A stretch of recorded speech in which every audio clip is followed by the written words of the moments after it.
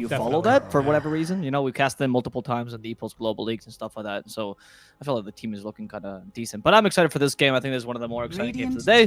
V game versus Nemiga. Particularly because of Nemiga, right? Nemiga's looking like one of the stronger teams in the quals, I would say. And V Gaming also, you know, Naive is the Kazakh team this time. It's Naive, Arrow, Felt, if you guys know Felt. But Arrow and Naive have been in the scene for quite a while. Absolutely. Recently in COD, by the way. That's probably what you remember them from. That's the big team, per se. 5 seconds remaining. I'm just setting up your webcam over here to have that one ready to go. If you want to continue waffling for me, please. Go ahead. Sure. So look at this draft. I mean, V Gaming. I do like the Bloodseeker. I've seen Naive play it in a couple instances, so I wouldn't be surprised if they run it for him. I know he's a big fan of that, and the Wraith King actually was playing it on bait beforehand, so this could be an idea for them, maybe. I'm not really sure what Destroyed's hero pool is, to be perfectly honest, so I'm not entirely certain if he's going to be playing that Bloodseeker in the offlane position. Usually you kind of flex this, but since you picked up the Monkey King, I wouldn't really love the Bloodseeker offlane, simply because Monkey King destroys you in lane. You know, it'd be a really sucky lane. And V Gaming could really surprise this because they seem to be banning carries. They want to ban the typical Naive carries. I probably ban Wraith King, honestly, because that's the biggest one. Against Monkey, yeah, Troll, sure. I don't think Troll is the greatest thing against Monkey, but fine. I would just put the Bloodseeker, honestly. I just put the Bloodseeker here, and then you just pick up an offlaner that beats Monkey King.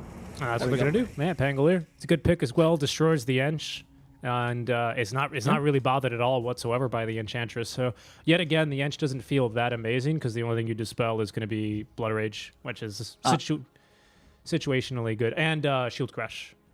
Yeah. I'm not the biggest fan of the ENG in general, you know, but I think at this particular game as well, like it was there to secure the lane for the... I mean, it was a bit odd, right? Because you already have a Coddle, so your support pair is very weak, like good laning stage, but nothing to do in the mid game besides buff your cores, which is not ideal. The Pango really hardcore punishes that because Pango is also really good against Coddle because it's Rolling Thunder.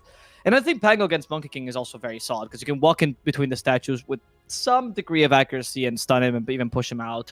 The Swashbuckle is very annoying for the Monkey King, so it's a decent pick. And in the lane, you're one of the few melee offlaners that can survive, right? The whole point of the Pango is just survive lane, do something in the mid game. But it's just about surviving the lane. That's all you care about. The last pick for Nemiga, they need an offlaner here. Underlord, to me, seems really good, to be honest. Great against Storm, good against Bloodseeker. Sucks against Pango, but what you gonna do? I honestly don't think there's a better pick than Underlord here, if I'm honest with you. Mars, no, she's banned. So, yeah, but it's just really Underlord for me. Like, if you really want to do something that's great against, like, Pango, Storm, and Bloodseeker... Now, because Bloodseeker and Storm Pango are, like, completely different elements. You want something that can ideally stop the Bloodseeker with, like, some sort of AoE stun or AoE root, which is why Underlord's so great, because he also stops Storm. Yeah, I mean... Oh, okay. What is this? What is this? Monkey King offlane? Oh, okay. Because they want to lane Monkey King against Bloodseeker no matter what. Okay.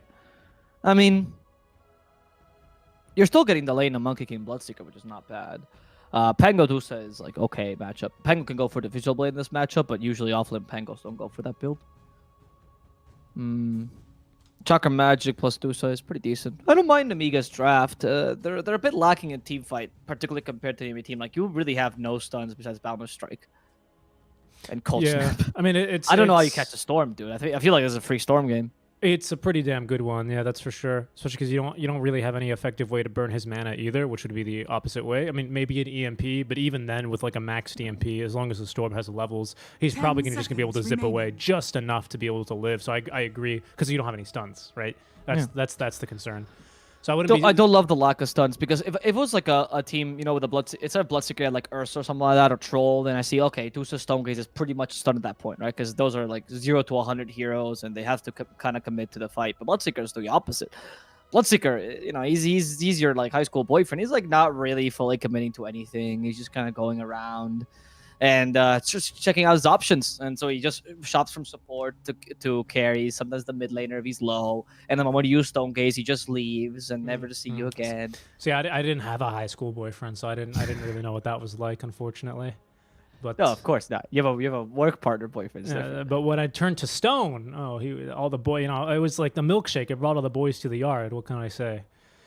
This is my channel. Like, we get to make these jokes now. Oh, it's fantastic. Yeah, unofficial coverage. What I really don't like as well, to kind of build off of your previous point, is like Medusa and Monkey King. These two heroes are great if you have an objective to fight around, And naturally, the Phoenix is normally like a great hero to pair with them because I agree. it's perfect, right? But when you have neither of when not that condition is not met, and you also lack catch, I find it to be extremely underwhelming, right? So like you kind of have team fight, but it seems impossible to put together unless maybe you can hope to fight around Roche. You're real scary around Roche, I will say that, but unfortunately you can't win a game of Dota just by fighting around Roche. That ain't gonna happen. Prepare for battle. I mean, an option that you could do is like try to sandwich the enemy team between like Stonegaze and Wukong's command, but as you say, that's so difficult to do, right? That's what I all mean. the all the team fights that you can think of are very, very difficult to Seb fan, okay, or Jeb fan, whatever.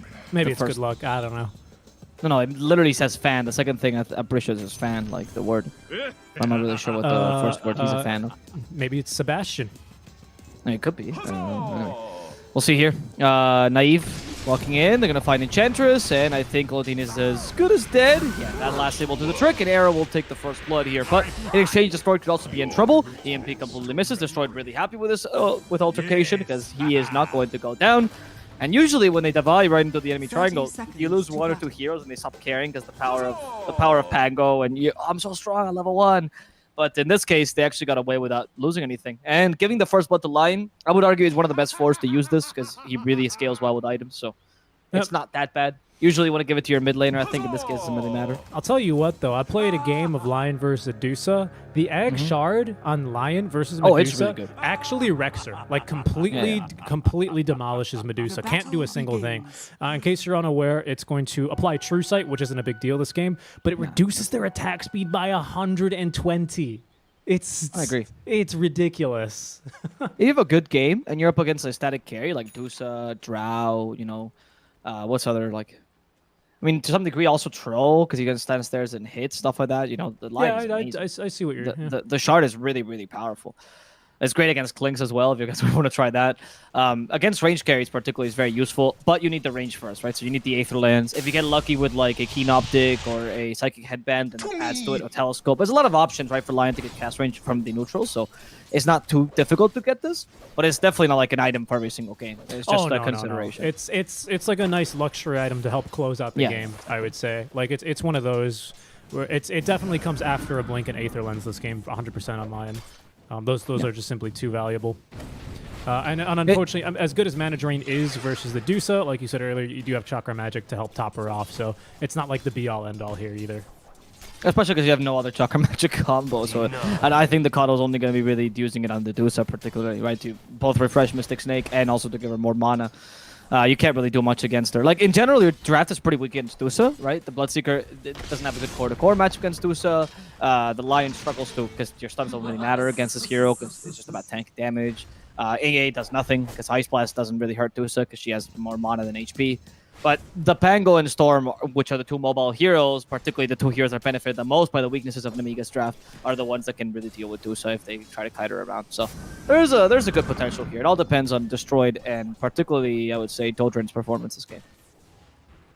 Yeah, I could definitely... Like, if you let Nemiga get set up, I think these fights look pretty difficult, right? Like, I don't think anyone really wants to fight into a Stone Gaze and a Wukong's command. Most of all, your CPU, right? But like, it's not going to be, I don't think, too difficult, really. I think the pick-off potential here on the side of V Gaming is pretty much it doesn't seem unbeatable, but like, you've got a lot of great pick-off targets, especially the supports, and that's unfortunately why I don't really like the support duo, because you can super easily snowball a hell of a Storm game off of just killing these supports over and over and over and over again. That's true. And this is going to be a really good game for Bloodstone. And they're just free kills. They're free kills. Yeah. I mean, if you go for like an early Bloodstone relatively this game, I mean, you don't really need to have Orchid this game if you don't want to, because there's not really much to silence. I mean, Monkey is decent. You don't mind this, but you don't need the silence immediately, so you could just try to brush that Bloodstone as well, or get an earlier Bloodstone or whatever. Yeah. And if that's the case, then like you said, you really scale off the supports. I can only imagine that Nemiga is thinking of going like Ags on Coddle or something to give him the extra bit of team fight they need, because he's a 4 after all, so maybe there's that saving grace. But just the Will-O-Wisp is not that strong anymore. It's just more of the same zone out. It's not, but at least it does synergize beautifully with Medusa and Monkey King, right? Like, it's something. It's the best catch you can reasonably build, unless you want him to go for a Gleipnir, right? Like, that's... No, Invoker mid. Is he gonna die? Yes, he does. Wow. Children just deals way too much damage, does the combo yet again, and the base damage from a Storm is nothing to be scoffed at. He gets a kill on the Invoker, quite a big deal. Yeah. I'm actually about to suggest an Invoker might have to consider like an Orchid build, which I've seen on the Qualifiers Invoker sometimes, just to get the extra bit of catch, but not if your lane goes this badly, right? You're That's gonna be true. really slow. Yeah, we really need catch. I wouldn't mind seeing like a Toronto-Tokyo sort of like go for Blink Orchid actually kind of playstyle. Yeah. I think that's actually, it sounds really good, because otherwise who's your catch? Coddle? Yeah, that's what I'm saying. With Blinding Light? I don't think so. Like, Oh, that bottom there. I don't want to go against Chosen One, but they could kill him here. Is it because your Blood Right's on cooldown, so you know your main damage is gone. In top lane, though, they do get a kill onto the Enchantress. No surprise there. And Lion decides it's better to mono drain a creep than Medusa for some reason. So, in the end, they're not going to continue this aggression. But bottom is going well. Top is going well. Mid, honestly, is going swimmingly because he just solo killed the Invoker. You're about to hit level 6 before he hits level 5. That is insane. And this Storm can even be quite a ganking presence. Particularly the Monkey King is an easy gank for the Storm. oh yeah. Chosen One has Boundless Strike. Can he kill him? We have Cold Feet just to punish this, though. Is Storm coming in? No. Blood Red used, but no Cold Feet at all. So it just seems like he's going to get a free kill here. No response from the Storm at all. He wants to get his stacks first, it seems like, or his level 6 first. That's why he wasn't rotating early. Top lane, there is a... No, just damage. Just damage. No, I don't know, dude. He doesn't have Swashbuckle for more seconds. He might just die. They do see him. Yes. He can't find a way in the trade set, and that's just damage. Eventually turns into a kill. Well, a lot of damage. It still was... Richie was technically right, though. It was just damage. The thing is, how much of it? Bounty. Will-O-Wisp facing interaction is kind of weird. If you have given a movement command and are currently running, you don't turn. If you're stationary, you turn towards the wisp when it flickers. I did not know that. Makes sense that it wouldn't be consistent, though, considering it is a Valve game, and that's its consistency, is being inconsistent. Yeah, that's why it's like it's incredibly unreliable. Because they change it from being like a stun to just like moving towards it. Which it works very similar to how the black hole shard works nowadays, right? Oh, so, it just applies a suck. Yeah, it's a suck. Yeah, exactly. So, but with an extra turn, the turn mechanic became really weird because before what it used to be, it was like very similar to vacuum. So it applies a mini stun at the beginning, then turns you, right? So then obviously it cancels all your movement commands. But now that it's only a suck that also forces you to turn, it's like, how does this work exactly? And like inconsistencies are rampant, dude. And of course, it's extremely relevant this game for the Stone Gaze. If you're wondering why we're, if it stuns you, what's the point? Well, that's the point, really. Do you recognize? Also, our viewers are very smart, so that's what we're trying to brag about. Do you recognize this? Who this is on the banner, by the way, for Nemiga? Or I think actually is that V? No, it's Nemiga. Oh, that's V, dude. Who? Nemiga has a normal banner. You mean the kid? Oh yeah, that is V. That's a kid. No. Bottom. I think they're fighting. Yeah, and Invoker's ganking. Rotation from Storm Spirit to try and punish, but he's got a haste and he's out of there. Wow, it's 3-man Boundless Strike. Never mind, he's dead anyway. They got the him. haste just expired there towards the end, and they get the kill on the Invoker. So they mirrored Invoker's rotation because he came down bottom. They don't kill Monkey King, fair enough, but they kill Invoker. Punish the rotation pretty hard. Quasvex's Invoker is suffering this game. Arrow in the top lane is in that bad position, but he's going to be fine, so no big deal. And Naive is being given a free lane. He was even allowed to go for the early level on Blood Rage. This is the ideal build for Bloodseeker. You might not like it, but this is what ideal Bloodseeker looks like. That's when you farm like crazy once you get your second level on Blood Rage, usually a big point of inflection, and the Chaplain. Yeah, this is not a great game for the Invoker for sure, which is really, really going to suck because I think they need to kind of play him for the catch. He's going to be going for Orchid, but it's going to leave him without a Cold Snap combo. I think that might be fine. I think Enchant early on is going to be good enough for you, completely unironically. That slow is so brutal, but speaking of brutal, Destroyed is going to destroy Lodine. As, it's a pretty easy kill for him to the Enchantress. Yeah, who is this? Who is who? You don't... Oh, I don't know. The kid. Lion, careful. He does get hit 3 times. Chosen One should be able to get that Jingle Mastery and therefore kill him. Children does have a Ball Lightning. Just being able to get away for now. I don't know. How many players' faces do you realistically know? Not many, because I'm also like face blindness. That was like the worst trait to have and be a bartender because you don't recognize anyone. And people will come back a second time and be like, "You don't remember every single word of our interaction?" And I go, "Yeah, of course I remember. What's your name again?"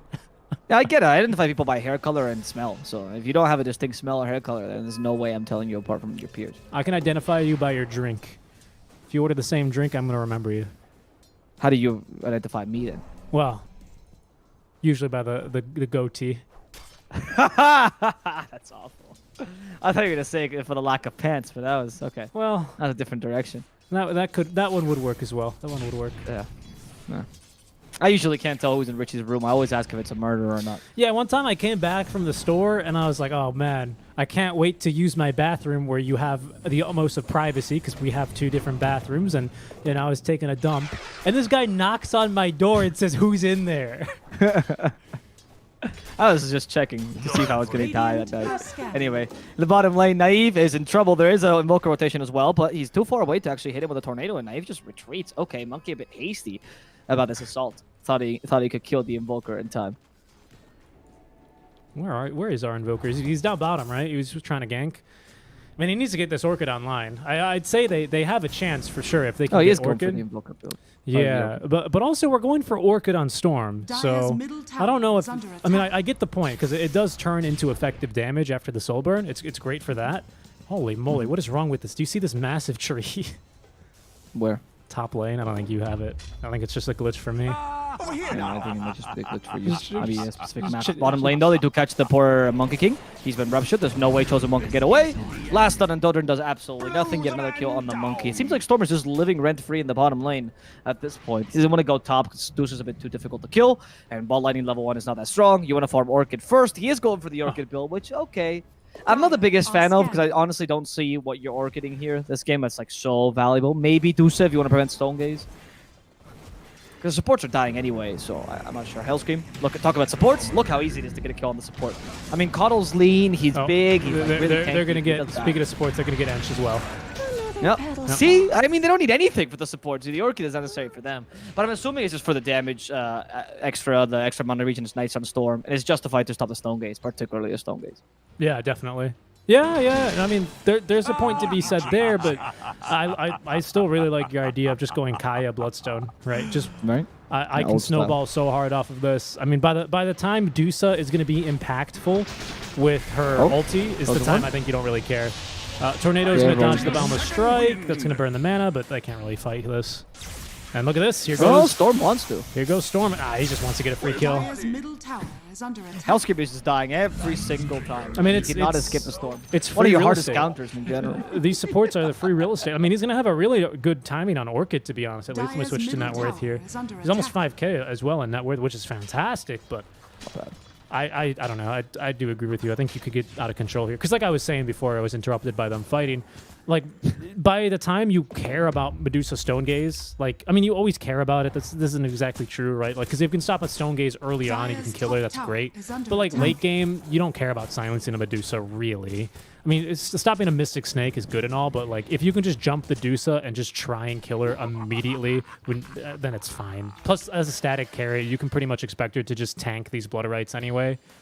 I don't know. I also feel like she'll get Manta if she sees you going for Orchid, right? Just to prevent that happening. Yeah. Even within that situation. I mean, like, again, the silence on the Invoker and Monkey is fine. Oh, definitely. Especially for the Invoker. Yeah. For the Invoker. I mean, for the Monkey, if you're trying to catch up to him, it's just Storm shouldn't have too much difficulty this game. The thing is, right now, the kills and the supports really don't matter at all because they're too poor, so they don't... Oh, no, arrow! He TP'd in range of the tower to try to tank the hit so the catapult wouldn't die, but then Hellscream punished him. That was actually a... I've never seen someone make that play. That was quite clever. So you use the catapult to try to push the remaining bits of the tower, and you just tank it while you TP. Interesting idea. Unfortunately, Connell was there to thwart it, but I wouldn't try that in my pub. Yeah, I always tank tower hits on purpose. It's the right thing to do. Never when TPing, just because you never know who's TPing there, and you have. Oh, that was the idea, vision, though. I never considered on TPing doing. I understand to say the catapult, but I mean, I never considered doing that like while you TP to get away immediately. It's just, of course, I see the play, but to me, that's equivalent of just tanking a tower hit and then smoking so it doesn't hit you, right? Like that's the same thing. Yeah, it's the same idea. Yeah. I don't think it's that good. I think it's good if you're playing a support that can go invis like a Riki, and then you just do that all day. Why would you pick Riki when Bounty Hunter's in front of you? Or like a Weaver? You could Weaver support, yeah, we've seen that a couple of times. Or Bounty? Like, fucking Riki of all things? What are you? Well, because he's just permanently invis. Right? Are you suggesting to our viewers that they can reach in their pros? Storm Orchid, ready to go. They're going to probably try for Monkey King down bottom. Oh, okay, that was awful. You should know that he's there, right? You just jump. Yeah, there you go. Orchid. From downtown. Monkey King should die. TPs are too late. There we go. Finger of Death. Just in case Soul Burn plus Rolling Thunder didn't get him, Arrow just wants to secure the kill. I respect it. Don't let him live. Punish the offlaner. Make him cry. Monkey King offlane is really a snowballing offlaner. If you lose your lane or you lose your early game, then there's not much point to the pick. Very similar to the Cosmix Invoker, and they're both really poor right now.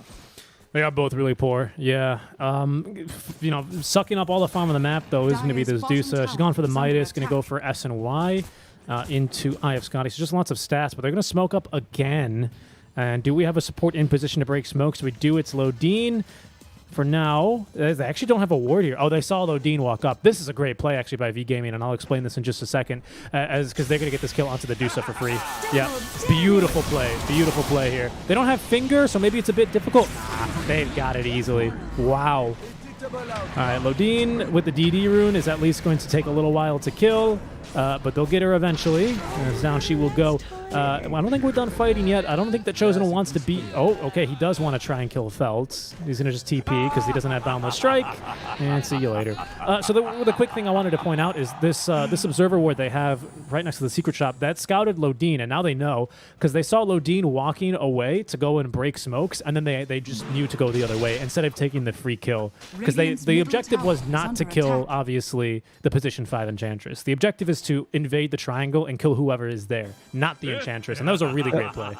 But that could only be done because they chose to actually smoke in daytime, not in nighttime, right? So you see the enemy before your smoke breaks, which gives you that advantage. In nighttime, you don't see the enemy unless you have like Luna or something. Well, special, they would have certain, because what I'm saying is they saw the ward. They had a ward there that just now got dewarded, and they saw the Ench run from the Secret Shop to the bounty room. But obviously bounty's not respawning. There's only one way. There's only really one way that the Ench is going, and that's to stop smokes. Oh, okay. So they saw her with this ward. I didn't see it. Okay, Yeah. okay. I thought they actually caught her in the river when she was No, going up the not the stairs. river ward. They also probably scouted her with that one, but that was not the relevant one immediately for their movements. Yeah, so that was a really cool play. That was a really cool play by V Gaming. That's like that was well played. That was well played. I mean, that added you a really valuable kill on Medusa. You slow down her farm because the matchup between Bloodseeker and her is kind of they're going to smoke again. This is great. Yeah, I mean, they have Rupture. That was an easy kill to whatever you find. Medusa, again, would be ideal. Oh, again, the Enchanter's not here to block the smoke properly. They do here with a ward.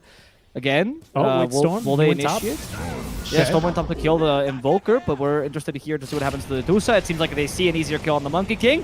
Even Lion's ready, though, to stop the Dusa. Monkey King is to be destroyed in a matter of seconds, and they're going to be greedy. It might just pay off. Rolling it up to the high ground. Dusa is at the mana. Finger of Death. They get the double kill. All cores are dead. Lodine, watching all her cores die. She has no purpose in this world anymore. She might just... Okay, fall and die like that.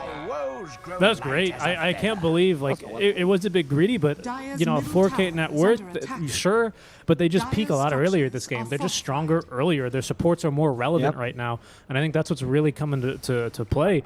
You know, I was honestly shocked because it was basically Storm using all of his mana and Orchid to solo kill Invoker top. It was basically Bloodseeker ulting and solo killing for the most part the Monkey King, and then it was the supports that really did the bulk of the damage there to the Dusa. I mean, it was beautiful. Nice job. And Nemiga, it was like watching. I don't watch fencing, but this is what I imagine fencing is like when you go to like parry and then they just poke you elsewhere. It's so frustrating because any reaction Nemiga made there was just it was worthless. It was worthless. No, it's true. I mean, to be honest, I think Nemiga also overestimated how strong they were in this early mid game, right? Because the Monkey King was standing there, Dusa was as well, and Chatters wasn't really in position to break smoke. She was more in like an awkward position trying to tank a gank because they thought, oh well, I mean, if they're gonna gank our Dusa here, like it's not gonna work out. Dusa will be able to survive. She has Stone Beast and everything, but they got kind of surprised. This Orchid's been working really well for them because this Orchid just kind of denied what Nemiga wanted to do in the early. They can't really use their counter initiation properly, and the Storm has been going for Yules to counter the Invoker's Orchid. So the one bit of catch you finally got, completely useless as well. All right, I like this. I mean, now we see what they can do in terms of tower pressure, though. 'Cause that's what matters as well against Dusa. That's true. They don't push too well, do they? But they have at least gotten they've taken care of the tier 1 mid and top, and they've retained all of their towers. So worst comes to worst, even if they don't push a single tower, they still have a pretty wide open map to play with. They still get their farm onto their cores. It looks like they're going to be farming their next volley of items as well. Speaking of that, Storm's going for his Yules. We are nearly have the full S and Y now for the Bloodseeker after the Maelstrom. And Dire's middle Pango tower is is going to be under going attack. for Blink after his Yules. But with Yules alone, he's incredibly impactful, so he can still show up and fight. He doesn't... The team's not going to wait for him, and he probably shouldn't make the team wait for him either. But they No, should... that's true. That's true. You have to just be able to fight with Rolling Thunder. I mean, right now, it's not like you need the Blink immediately. Oh, in fact, they go for the Enchanters. This is a bit crazy. I think Storm is going to die. Return As to has been stone? used, but he's been turned into stone. So Dodrim will die. In exchange for Lodin. Not really a worthwhile engagement. Really weird initiation there.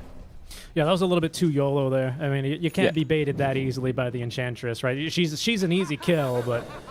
You know, I mean, how many times have you died mid-lane? She's not that worth it, standing though. there? Yeah, and she's not worth it. I mean, she's simply not worth the risk, right? If she's, like, running around in your base, sure, kill her, right? But, like, if she's running around in the mid lane where you don't have any vision and you've been dewarded, so they're very likely to have wards there themselves, it's a very risky maneuver. It's a very risky maneuver. There's a blink on Lion, so he can follow you up, and Ice Blast, of course, but there's no blink on Pango yet, so there's no immediate big lockdown to help you. And surprisingly enough, we spoke about their lack of lockdown, but he was basically perma-stunned, a Boundless Strike straight into the Stone Gaze, and they got the kill. So sometimes it is just barely enough lockdown, although I think they got pretty lucky with that one there, to be honest, on the side of Nemiga. Yeah, I agree so. I think that only losing... Like, getting the Storm is great, but also on the side of V, they only lost the Storm, but Bloodseeker Storm Flower, so I guess it's not that bad either. Bloodseeker just hit a level 15, quite a big point of inflection. You get your lifesteal talent here, pretty big deal. He's going to skip over the BKB, which honestly makes sense. There's not lockdown, so what are you even afraid of? And you're just going to go straight for the Scotty. This is a huge improvement, because usually the biggest issue with Bloodseeker Dusa is that your BKB can use against Dusa. Not the case here, because you're not going to buy it. Find Chosen One as well. Relatively easy kill if they want to complete this, unless Rapture been using Dusa. They go for her instead. Ice Blast, Bloodseeker has the Aegis, so he's fine with dying. You're just tanking the full damage and turning into stone. Not really bothered by this. They kill the Chosen One in the backlines, thanks to the Stormer's damage. Finally, now Dusa is in trouble as he's trying to run away. She's out of mana completely. She's turned into ice. And Bloodseeker will come back from the dead to finish her off, as Lodin, in a similar position, will be the final victim of this engagement. Unless Invoker wants to play here with fire, there is an Earth Spike available. Oh, unfortunately, the Silence will stop Lion from using it. is And really maybe the greedy. Storm instead is to save him. Deafening Blast. Storm went a bit too YOLO. Here to help from the Pango. Invoker trying to get the Sunstrike off. Oh, he predicts it! And he avoids the Sunstrike. He saw him invoking it. So, of course, he guessed where it was going to be. And instead, Pango gets the counter kill against the enemy mid laner. While Naive plays Dire's normal middle Dota and tower actually pushes is it. under attack. Yeah, that was a nice dodge. Unfortunately, Invoker just not really having a whole lot of impact in that fight. Dusa just gets absolutely controlled and sucked to death by Lion, essentially. No mana, no chance to gain any more. And a really strong fight. Yeah, I mean, I like how you called out Bloodseeker. Was just like, yeah, you can turn me into stone, I don't care. I'll be back on my second life. We don't really need this Aegis to push, right? It's more of just to continue slowing and hampering your game. And if we can do that now via this team fight, they were clearly comfortable with committing it there. So a pretty good trade, as that's now going to be Dusa's third death. We are going to have now, it looks like she's going to go for the Scotty. Maybe she will consider... it doesn't look like it, but maybe she will consider, of course, Radiant disassembling are the SNY and then going for the Manta, but for now, that's not what's in the quick buy, so we'll have to work with this information. I mean, she could have it instantly, right? Manta recipe is like 400, 500, but just choosing instead to go for the Scotty. She might not be too worried right now about the Orchid compared to the rest of the team, right? So maybe the Sanchi and Yasha seems to be more valuable, particularly against the Bloodseeker, who's starting to, you know, be able to deal with you, as you saw here. Like, he pretty much took away her whole first life, right? He died to the Stone Gates, but if he Radiant's bottom hadn't been tower turned to is stone, he under would have been attack. fine there. Recall to the Invoker, who Dire's might be top thinking tower of a is kill on under BAA. attack. Oh, okay, he just Radiant actually baited the Storm to go back. structures Not bad. are fortified. Naive Dire's pushing the tower up top, structures though. are fortified. And we do see that the Monkey King is stalking him somewhat. I don't think he can get the kill here, though. I don't seem to want to commit to this. There's instead trading for a tier 1 bottom, Radiant's bottom tower which is under okay. attack. You much rather be able to trade for tier Radiant's 2s. Let's see if they can bottom do it tower in has time. The fallen. push by V Gaming is really, really poor. Monkey, you just showed yourself again. They know where he is. It's a bit dangerous, especially with Ice Blast Dire's coming top now just to tower give has vision. fallen. Now they know And where Rolling he Thunder is. plus Blink. Radiant's bottom tower And is Lion. under Oh. attack. Oh, almost guessed, actually. Not bad. It wasn't much of a guess. They shut the Ice Blast projectile, so they knew where he was. Alright, sure. Sorry. Yeah. Yeah, fair enough. Alright. I mean, hey, it was a ballsy move. I like it. I commend it. And they knew, obviously, they were pushing bottom in the jungle. There's no way Nemiga will willingly engage in any sort of decisive team fight right now because No, okay, so I want to be clear. When I say decisive, I mean like a full team fight where everyone uses their ultis, everyone wants to cast their spells, compared to like a skirmish where you just look for a Radiant's simple pick bottom off. tower Maybe is you under know you attack. use a couple items. Maybe the supports will use their ultis, right? Stuff like that. Well, right now, Nemiga, if they get drawn into a decisive fight where everyone engages, they will lose 100%. So they don't want to do that. So I commend the Lion for jumping in like that because he still had his team behind him. You know, if they decide to fight around him, it would be like a lot like Spartan dying first in the fight, where yeah, you can take Spartan, Radiant's but it'll middle cost you the tower rest of is your under team sort of attack. play. So nice Exactly. job. That's something only Spartan does. Okay, there's a little courier party Dire's going on turret here. One has dies. been Oh no, killed. my friend! And then the mummy Radiant's immediately gets bottom away. tower is under attack. Imagine, you know, like it's like your dog is playing with your like your neighbor's cat, and all of a sudden someone comes from outside, shoots the cat in the head. What do you think the dog would think? You know, in America, we just call those people the police. Oh, hot take. Oh. Well, guys, this is the difference between us when we're doing official coverage and we're not doing official. Oh, police shoot too many dogs in the U.S. It's really bad. It's really bad. Is it actually a thing? It's to really, be fair, they also do it in it really is a thing. Spain, but they don't shoot them because they don't have guns, of course. So instead, they just whack him to death, which I think Oh is my like goodness. yeah, it's incredibly brutal. Oh no, this got really Man. sad. Yeah, dude, that's a really sad thing, man. It is very sad. I mean, it's very sad. I couldn't imagine. Luckily, we got a small dog because we were kind of aware of that. Yeah, but unfortunately, it is a problem. The police, they just, I don't know. They just shoot a dog. Oh, come on. It's awful. It really Yeah. is. Anyway, Anyway, it's a lot like Enchantress getting line fingered, except when we watch Enchantress get line fingered, it's funny. no, that's the end of Bambi, dude. That's why it's funny. Everyone loves that movie. It's like a typical family comedy. Everyone's Bambi's rooting a for the family- hunter. The mother does die, right? That's how it ends. Yeah, the hunter gets her. Spoilers, I guess. Spoilers for Bambi. I cried. He's like, I'm slowed by something. I'm just gonna stay here and lead this charge. Okay, Bloodseeker might be in a world of hurt right now. Storm is coming by. I don't think he's gonna tank this enough though. That Storm gets really bothered him, and I think Naive will die. There we go. But Storm from behind at least manages to get a counter kill onto the Invoker as the sword got stuck in the pinball zone. Couldn't really stun anyone else. That was a very awkward initiation. Oh, he went for the swashbuckle slash range down. I didn't notice that. All right, that's pretty interesting. I've never seen that, or it's not that common. No, But I guess if you go for yield, you already have enough mana region, so yeah, why not? I think Yield's it's bottle. I think it's really value to be able to actually swashbuckle the Medusa from farther away. I don't really. What's the stone gaze like? Stone AOE. Oh, it's really large. It's massive, dude. It's Yeah. massive. Yeah. No, that shit's. Well, the thing is, just don't look at it, right? As Bloodseeker. But the problem is, that if you decide to like stay here while you know the Invoker has vision of you because you can see that you're yeah. slowed by the Ghost Walk. mean- I mean, that thing. All I was saying, my entire point of bringing that up was obviously Lucky Shot is super value, right? Especially against the Medusa, like unequally so as compared to most carries because you basically disable one of her passives, right? That's why it's so. So if you can swashbuckle from a little bit further away, maybe prevents a Mystic Snake from bouncing onto you. You know, maybe I could see a lot of value in that, especially in this game. I think it's Radiant's situational, top tower is but under in this attack. game, I really do see the value for it. So I like that you point that out because normally you do take the mana regen, of course. I do love that talent though. It's as a Pango spammer myself, I think that is one of the most like the highest value talents that I rarely can take because Pango's mana regen is almost core on him, right? Especially with a variety of builds. Like if you don't go Yules, even if you go Arcanes, you don't have enough mana regen usually on this hero. So usually like the Yules build is one of the only ones that allows you to do this. And of course the Yules build usually does not include Maelstrom or Javelin. So because that the range is not that useful, right? But I really love seeing it. I think it's a really high value talent. Pango level 30, that's actually the big talent I always get excited about. Actually, Pango level 30 is a huge point of inflection. That one, the Shieldcraft CDM Ball, they're all really good. All Pango's talents are amazing, honestly. They all are pretty good. That's a good point. He's very solid. He's a very solid hero to take into the late game. That's why he's a good offlaner for your pubs, by the way. He can play like...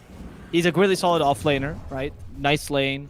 Can play carry if need be, which in your pubs will be like 2 out of 3 times. I always forget that Naive is TA 2000. I think it's hilarious. Nice job there, popping smokes for Lodine. This time he's in He's position. Terminator. Yeah. The Coddle's gonna die to the Storm in the back lane, it seems like. Yeah, but Storm has been silenced. He says Yule Scepter has to use it immediately. Yeah, that Yule Scepter dead. might be a bit too late though. I think he's gonna die regardless. The Pango with the Rolling Thunder cannot save him, unfortunately, but they're going to continue this fight regardless. There's a BKB already in the Monkey King, fighting against the Bloodseeker head-on. Naive is struggling here. They haven't killed a single person, not even the Invoker. And if a Chosen One is just men fighting him and beating them, we see a Ghost of the TP from the Lion, which will get him to safety. Unfortunately, fortunately for Pango, he's also going to be lucky enough to get away, and Bloodseeker is fast enough to retreat. However, another really awkward initiation, particularly by the Storm. Yeah, it's another kind of like divide. Let's go. Let's get it. You know. But it used the whole time when he was Orchid, and he didn't do anything. Yeah, he didn't use it. I think the play was there, and unfortunately his team was maybe just needing to position a little bit better because I didn't see anyone like stopping them or canceling blinks on the side of Nemiga, which then would make it go, oh, okay, you know. But the reason I could see it is because it looked like, especially on the second life, they all grouped up around perfectly for a nice big Ice Blast and a Rolling Thunder. But it wasn't good enough. And also, why don't you just do that after the Yules? Why does he have to be on 0 HP to commit? You know, like I agree. I could see the idea, but I think that idea, you just need to wait 2 more seconds if your team wasn't in position, for example, to then give time for Destroyed as well as Arrow to get into good position, have the blinks at the ready, you know, this sort of thing. Because either they were on cooldown and they were out of range, but since they were smoked, there's really no reason for them to be on cooldown. So again, I think it was just kind of a little bit of a mistake. Storm's just a little bit too eager to start the team fight there, and yeah, that'll happen sometimes. I do find that in the case of the Storm, this as well is that if you jump on the enemy, right? If the enemy has like an Oracle or something like that, you know, Earthshake or whatever, you jump and you eliminate that sort of team fight. Oftentimes, even if you die in the process, that kill is so valuable that it kind of makes it worth it, even on a support. Even if the trade itself is not good, is what that kill represents, right? But in this case, the Coddle's not going to do anything. Oh no, guys, they can't illuminate anymore. Oh, you know, you don't care. The Coddle's not that big a deal, even if he does heal the Deuce a fair amount with Chakra Magic to actually warrant doing that, and then it just seems a bit weak to commit that way. So I feel like the Storm should be playing much more defensively this game. There's no need for you to cut lines unless you're going for maybe the Invoker. The Invoker is like somewhat a justified kill. Yeah, but everything else, he's a lot of control. To be honest, I think this is actually still, again, Toronto, Tokyo, basically. He's got BKB, so he's kind of doing it, but I would love to see a Shard this game. I think it's really, really valuable. Not against the Pango whatsoever, but it's really damn strong against Bloodseeker, forces him to basically get BKB. Not so strong against the Storm, but so far the Storm's not really proven to be an issue, and you have an Orchid for him, and it just kills the supports as well. So I might consider it this game as well. But I did want to, speaking of Shard, want to go ahead and trigger your sort of what's that response that you have, like an involuntary response? You know, like when you get your knee kicked by your doctor, and then like their leg spazzes out. Bloodseeker has Shard. If you want to go ahead and talk about. It's basic. It's the most OP Shard. Right, here it is. Frankly, this game is actually not that amazing. Usually where the Shard shines is when you have the like a Timber Saw or Bristleback or whatever in the enemy team, because it completely decimates them, right? Since the enemy team has a Monkey King this time and Dusa, both of which are relatively low HP heroes, the Shard is not incredible. But as I always say, for 1400 gold, getting this amount of healing and getting this amount of damage, it's too worth it, right? Yeah, you already got the Scotty and the Maelstrom. You could justify the enemy. You should have built Basher instead. But it is just such a value item. You can tell who's a Bloodseeker player and who's not by how many shards they bought. There was someone commented they don't like Bloodseeker carry and comparative. And I agree with you, because I'm not going to lie to you, the majority of teams I've seen play Bloodseeker carry don't know how to play him. And there's a huge difference between the teams that can actually have practiced the hero, because he's very unique when he plays as a carry compared to the offlane or his usual game, than the teams that have not. And I think clearly Naive is one of them, particularly because I saw him on Bait as well, playing also a very unique Bloodseeker. You need to be able to be on your feet with optimization. You need to know how and when to farm, how to adapt your build to the game, how to win your lane. Small things that if you don't play this hero like 30 times, you won't know. Yep. And you could see the reluctance of V Gaming to fight these guys around Roche, because they do recognize that there's one area of the map they're strong around, it is Roche. And since we've gotten to this point of the game where one single Roche fight can make a big difference, it's going to be patience all around. We're going to pop the BKB for Anchorage. He's going to eat a Rupture in turn, though, and the Blink Dagger away. So he's been completely juked. Doesn't have anything. He's just going to TP out. Oh, and they don't have the stun in time. I think the BKB would have covered him anyway, but instead Dusa is going to be left behind. We've got Monkey King ulti and BKB ready to go. There's going to be now the Stone Gaze, but they're just going to roll on through, and 2 more ultis and another BKB wasted here. But Nemiga, they're still going to continue to chase. I think they have to get something out of this. They've at least gotten a tier 1 tower, and they've burned the mana from the Storm. Is that enough time for them to go Roche, however? Maybe. They're going to try. Yeah. I mean, it's It's a bit difficult to go Roche here, I would say, because you have used all your ultimates, right? Whereas Storm is kind of active all the time. But you might just feel like you're stronger with Dusa. You're getting to the point where the core-to-core match between Dusa and Bloodseeker becomes a bit difficult. They find the Enchantress, not that valuable a kill, but a kill nonetheless, right? Bit bad positioning by Enchantress. Yeah, Enchantress. And now I think... I mean, she's the hero to tank your gank, right? Oh, so yeah. now the Roshan is not free anymore. That's what I was going to say. She's the hero that, you know, she's the canary in the mine, right? In case you're unaware of this analogy. Miners, I don't know. I know they did it in Mexico and in America because this specific bird was... Wait, there's a team fight going on. Stop with your birds. My ornithology. Invoker's dead. Invoker dies immediately, finger of death. Rupture has annoyed Dusa. You can still walk away. It'd be ideal to walk away to your high ground. Yeah, honestly, Rupture is not that worth. Like, it doesn't deal enough damage for you not to want to walk just to the high ground to position yourself a bit better. But they've bought back. The canary's back. And the Canary's back, it's true. So now you can tank yet another gank. Yes. They're just waiting for Stonegaze to come off cooldown because they know Stonegaze is only 15 seconds away. Once you get it again, Wukong's command's 30, you have BKB on Monkey. I think you can fight now if you're Nemiga. I think you're overstating your welcome if you're VC gaming. Without Invoker, you think they could fight? Yeah, even without Invoker, dude. Stonegaze is really powerful. Bloodseeker sucks against us in the pit. He does nothing against the Dusa, unfortunately. Like, this is the kind of game where because you have nobody that really deals with Dusa, either Storm stops dying as much as he did because he's playing like he's not a win condition, but he is. Like, you're the win condition in this game, Storm. Since he's not playing like the win condition, Bloodseeker needs to start to arm himself against Dusa.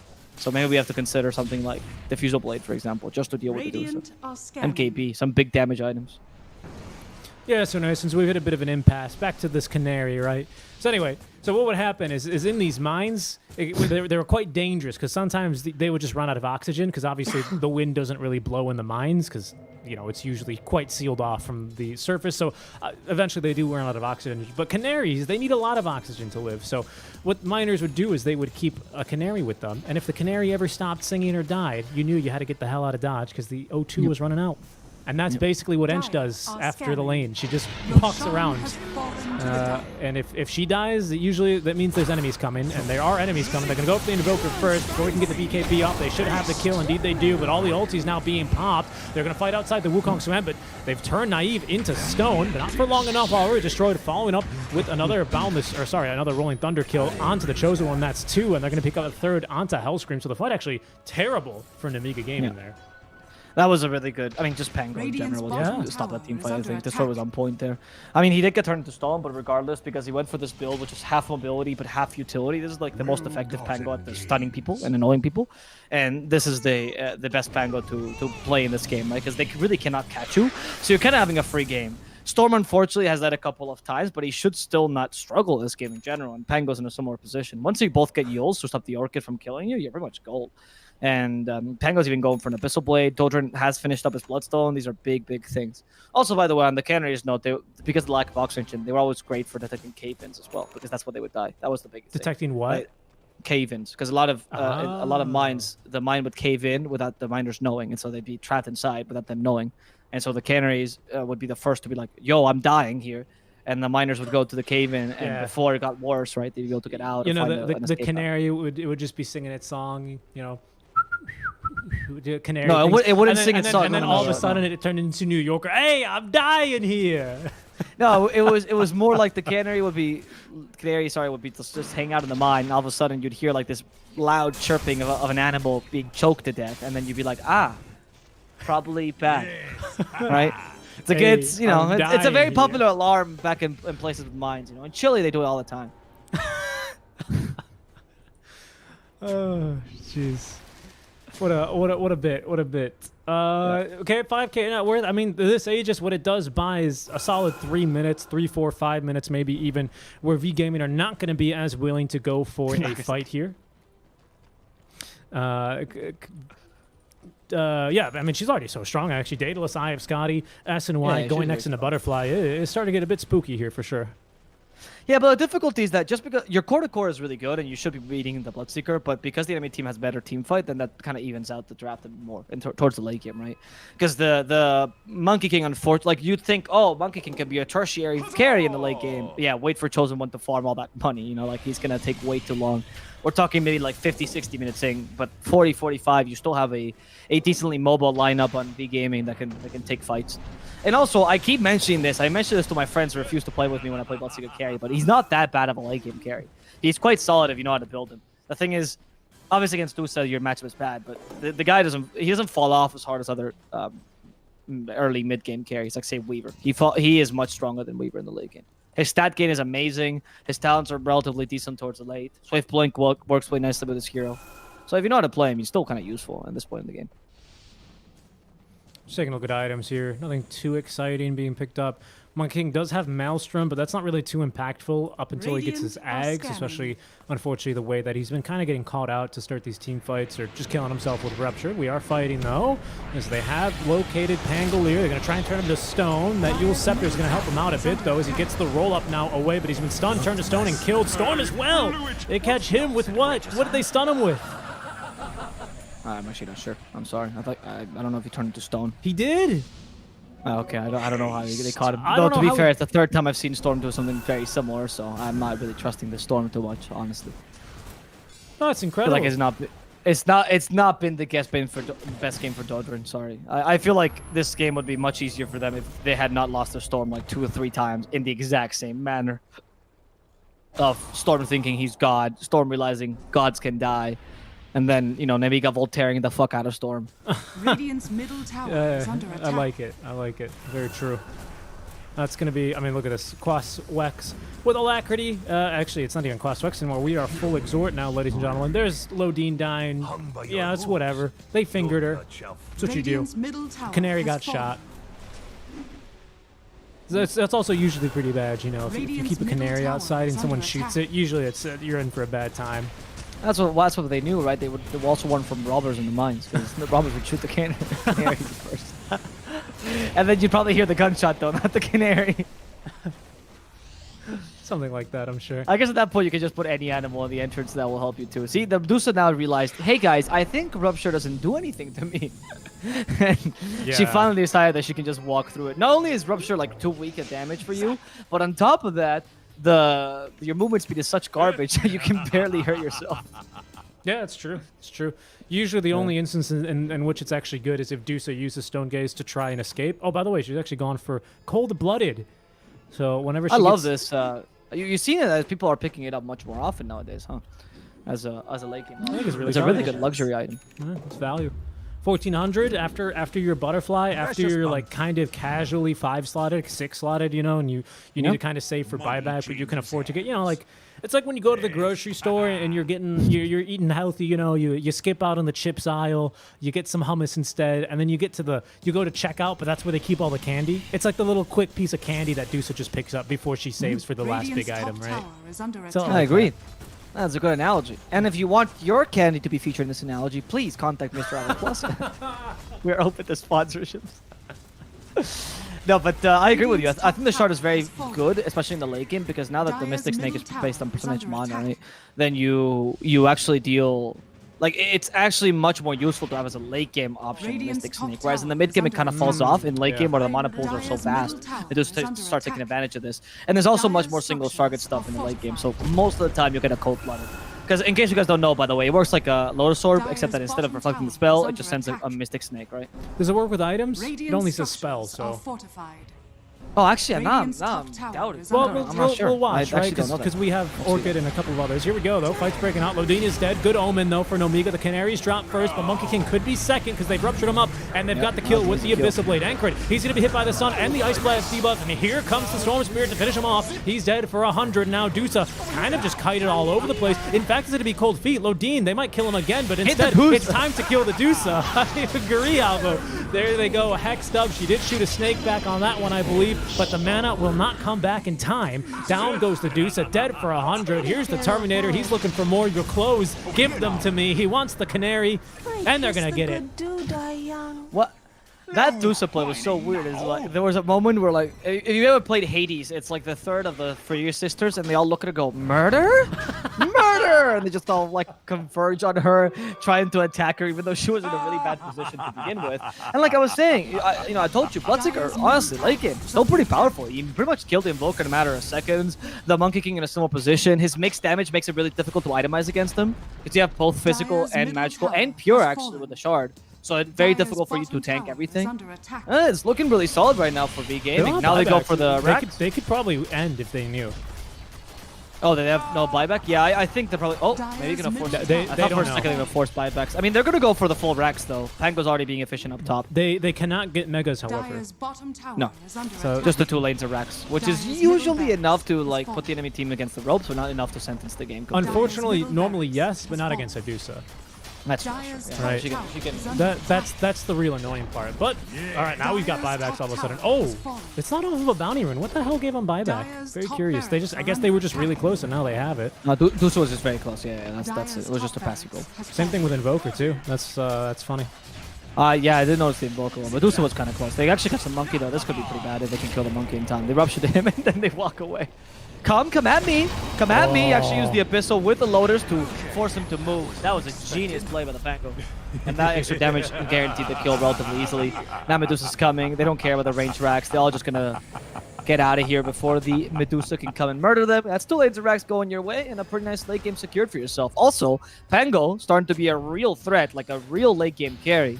And this is always nice. Why I like the Pango as the offlaner. I like the Aeon Disc. I also legitimately would not mind a Diffusal Blade. I think it's one of the few items, or yeah, one of the few games where you could see, like, even kind of a late game, I mean, it is a late game Diffusal Blade versus the Dusa, just to get through that big ol' pool of mana she has. She's gone for Split Shot, uses modifiers, as you normally do, but if somehow this game goes late enough that she's level 30, I actually can't see her level now because of the tick. She's only level 25 here.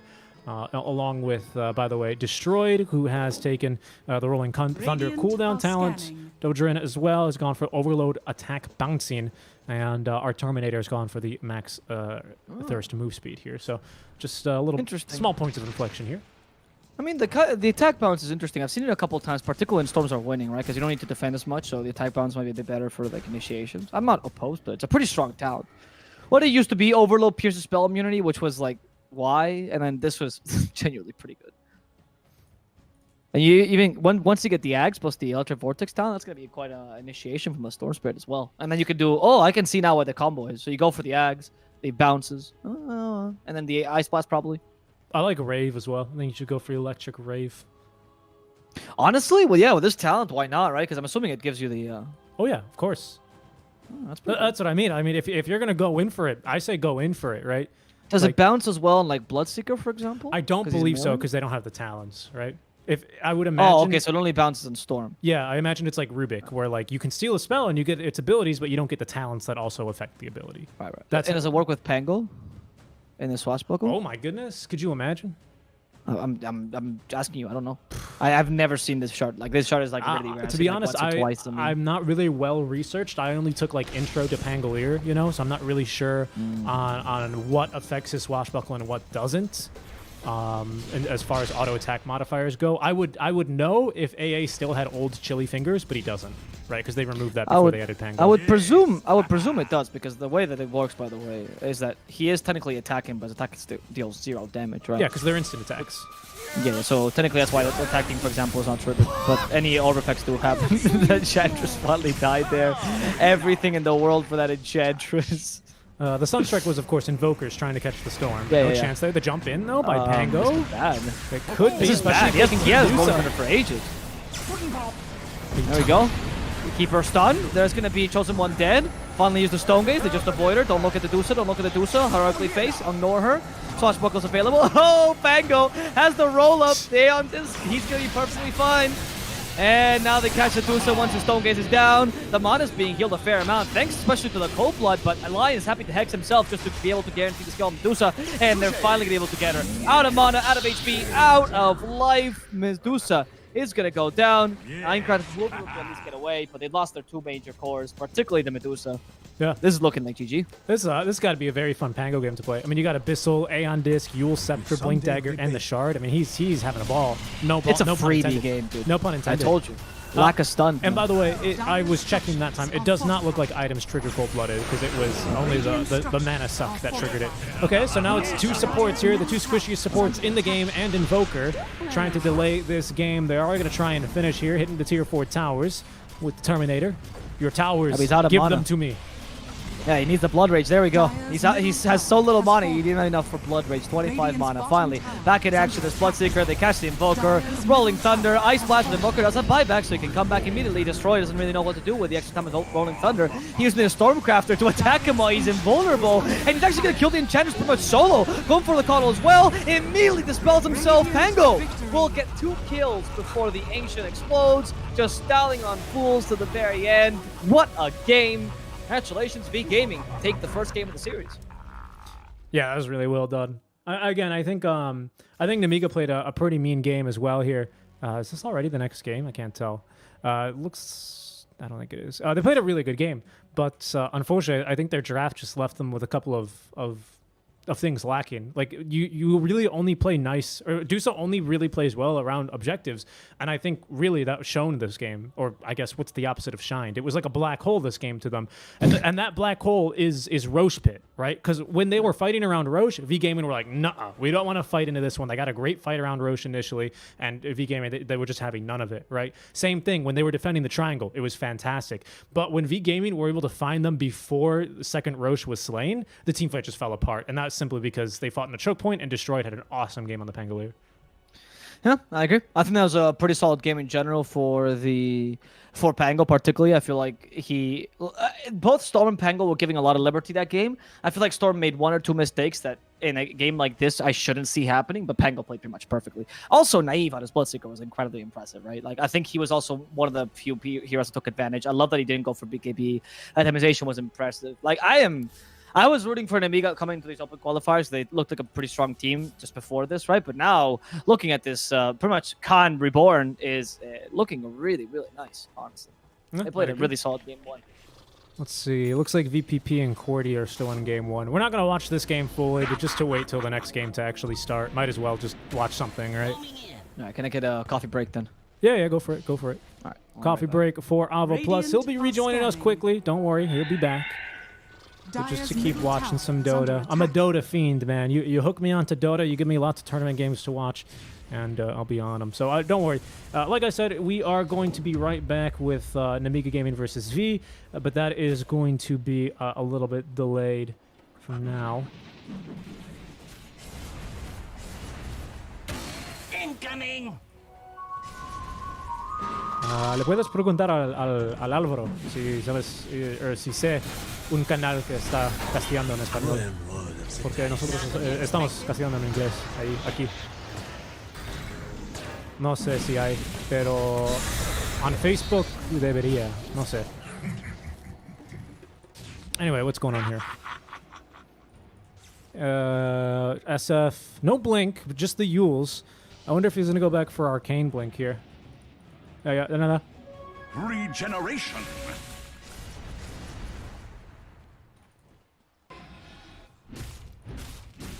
SNY for Troll, not bad. Is this? No, he doesn't need a vessel. Oh, he might need a vessel. Is this a core Wisp? It's a support Wisp with a Weaver. I might get a vessel this game. He thinks the Yules is better. What's the Yules for? Saving yourself from Orchid, right? Yeah, that's pretty important. Okay. Understandable. Have a nice day. Yeah, Yules is pretty big. BKB, Blink for Pango. A lot of Pango here today. Going for the Yules as well. You know, there's an easier way to do this. Okay. This game's looking pretty good for VPP though. We have all of our items that we really want to fight right now. Weaver could fight, interestingly enough, he went for Urn of Shadows over the more common Falcon Blade. Misha's continuing to push top lane. He's probably going to die for this, unfortunately. So there's the Yule Scepter. That was actually Dame's. And down it goes. Interesting they leave him behind. I mean, I guess they can fight without him. What's going on here? DD Rune battled for Weaver. This would be a very bad time to be fighting. They have not scouted that DD Rune either, so this could be really, really bad. No, and they got SF. They got us up before he get his BKB off, and they're not going to prevent they're going to prevent the counter initiation. Nice hook shot, but they catch Weaver, and he really didn't want to. Instant silence is not very good. Sani does not get rooted either. This is going swimmingly. They buy back on the Wisp like I thought they would. DD is active. Hook shot stolen. They catch the Phoenix. He's got Icarus dive, but no chance. Oh wow. serious question, not trolling. Where is Bait? Bait have merged with the Hustlers, the stack that had Magical and No Fear and a couple of other guys that I don't remember off the top of my head. Because one of those, that stack did fall apart, as in they're not playing as the same 5 as they did last time around. However, because one of those players is still in the league and because they avoided relegation, Bait merged with them. So Bait, the larger CIS organization, simply consumed them. No, that's not true. But they are going to be playing as the Hustlers. If you actually check here, and of course this is going to be Bait with a different roster now, as they're no longer playing with RDO, Sexy Fat, and Duster. They're playing with a bit of a different lineup here. Let me go ahead and switch over real quick so you can see. I think I have my browser here somewhere. Yeah. All right, so we'll just check this out just so you can get this explained. So you can see Bait, they removed all of their old players, and then they got added to the Hustlers. And we can actually see, interestingly enough, the Spider Pigs did the same thing because Dino and LeBron still are a part of that organization, but instead they just added RDO, and presumably they still have to add a carry. No, they are rather a mid. I forgot who they have, but that's something that teams can do here to keep their slot.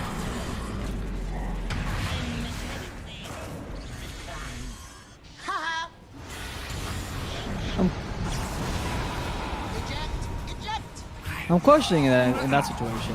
What? Like, who gets to keep the slot sometimes? It might be very valuable, right?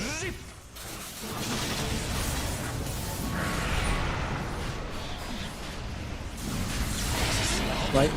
Yeah, exactly. Right, and he wants the creep wave slot, right? Like, that's what I'm thinking. Over here now. We just got lucky that we haven't seen any drama yet, but I'm waiting for the Reddit posts about like, oh, this man stole my team, right? And maybe that's what Valve wants, right? They just want drama posts because that boosts the numbers. Stupendous.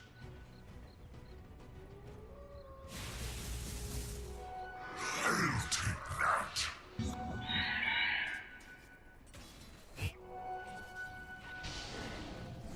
Yeah.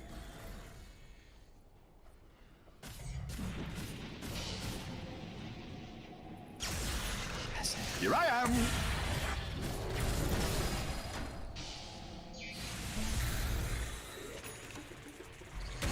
Do it with flair. Because the thing is about like when it's mostly about stacks, right? Because Valve was probably assuming that every single team in the DPC would eventually get into org after like first, second season, right? And so it was very easy to determine because then it's just the org who owns that slot, right? And then if the org wants to change players or whatever, they have every right to do so. And if they go down, sucks to them, right? They have one season to like experiment if they want to. But of course, when there's a bunch of these stacks, like for example, Spider Pigs who never got orged, then you go, well, what's the call here, right? Who decides this? And then these are rules that Valve probably did not consider, to be honest. Dire's top tower is under attack.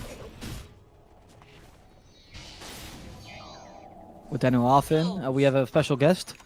It's Secret Strike. Radiant's bottom tower is under attack. Dire's top tower is under attack. Mate, I don't know what you're talking about. There's like... Dire's middle tower is under attack. I think it's really mean, you know. Like, to have such a genuine idea as, like, two people talking about the DPC in front of a camera, an original idea like that only comes once in a lifetime to people. And in this case, it came to 15 people in 15 different lifetimes. Oh, wow. Yeah, that was, I mean, pretty impressive by Celebrity, though. Just dodged it with the Timber Chain. They're still chasing after poor Airu. Okay, Wrecking Soul's just for Rubik, though. That's still going to work out, actually. Apparently, Rubik was the big point in this team fight. Without Rubik, they can do nothing. They are not a team without him, and now the three cores are fighting in the high ground, trying to get rid of the Troll and the Pangolier. And the other's going to run away. What? Oh, wow. Oh, I should have set up that after you, man. I forgot about that. I'm sorry, I have a stream element for that. Actually, can I just give you a link? Radiant's bottom tower is under You attack. can set it up now. Hey, Kezu, I'm a big fan, dude. Oh, good luck this season in Viking GG, dude. I am very excited to see you in DPC again. Unfortunately, we don't get to cast you because we're doing CIS, but it'll be a fun. Radiant's middle tower is under attack. Oh, sorry. I mean, what am I talking about? Unfortunately, we don't get to cast you because we don't get it.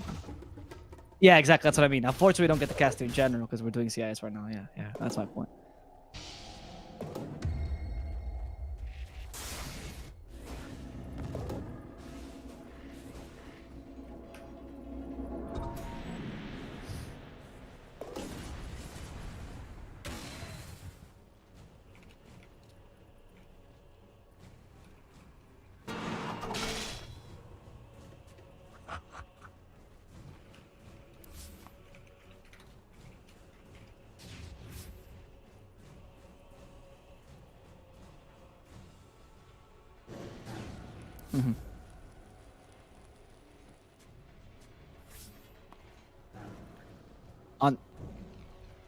Since we did that, I sent you a link, by the way. You just need to put that over your thing. It's a little stream elements overlay. Cool. Yeah. So we're just gonna be watching the CIS match. I'm probably gonna be doing all the close qualifiers. I am fortunate to have some commitments, but Rich is gonna be here forever, and just yeah. And you know, small things like I own his soul. His first onboard child has to be named under me. Yeah, he has to name under the name of the beast. You know, Radiant are scanning. But yes, we're gonna be doing all the closed here. It's gonna be exciting. We would do EU as well if they weren't like clashing, but unfortunately they clash, and there's already a lot of people doing EU, so we thought, you know.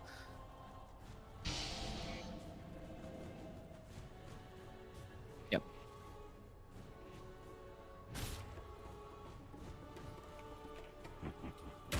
And it's off.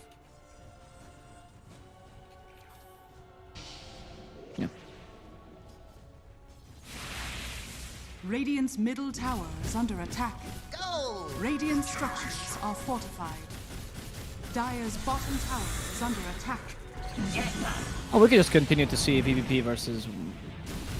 Right, because I want to see PvP too, right? I want to see them in the next Open Qualifiers, I'm honest with you.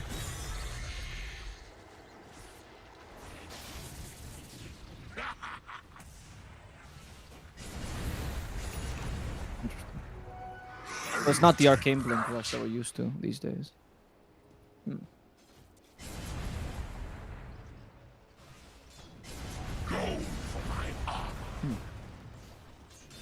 Yeah, I mean, I could imagine the...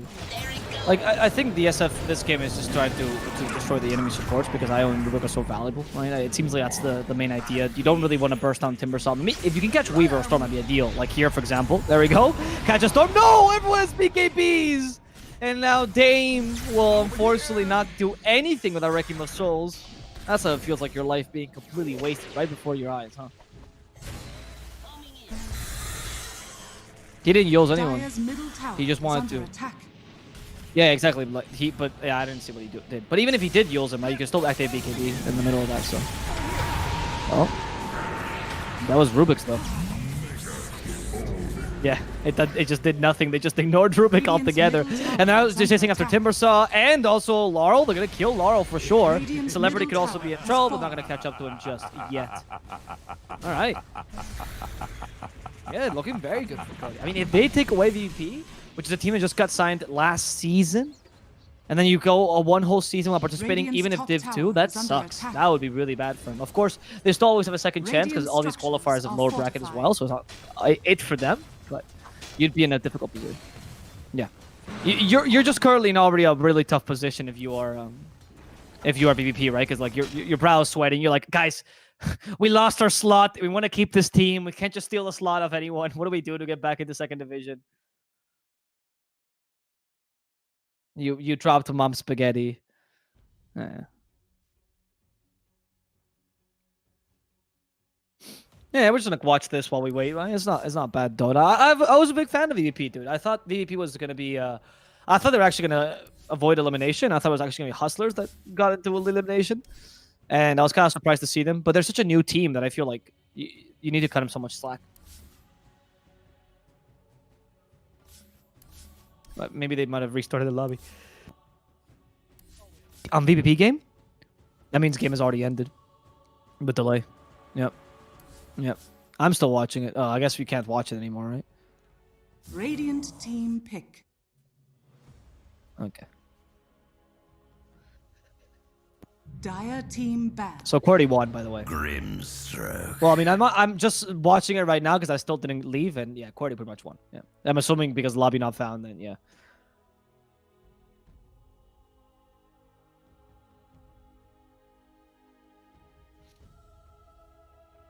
Ten seconds remaining.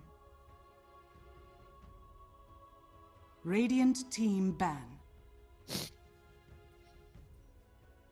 Yes, we would appreciate that. Dire team ban. Radiant team ban. It's a very intense looking face, huh? It's a very intense looking face.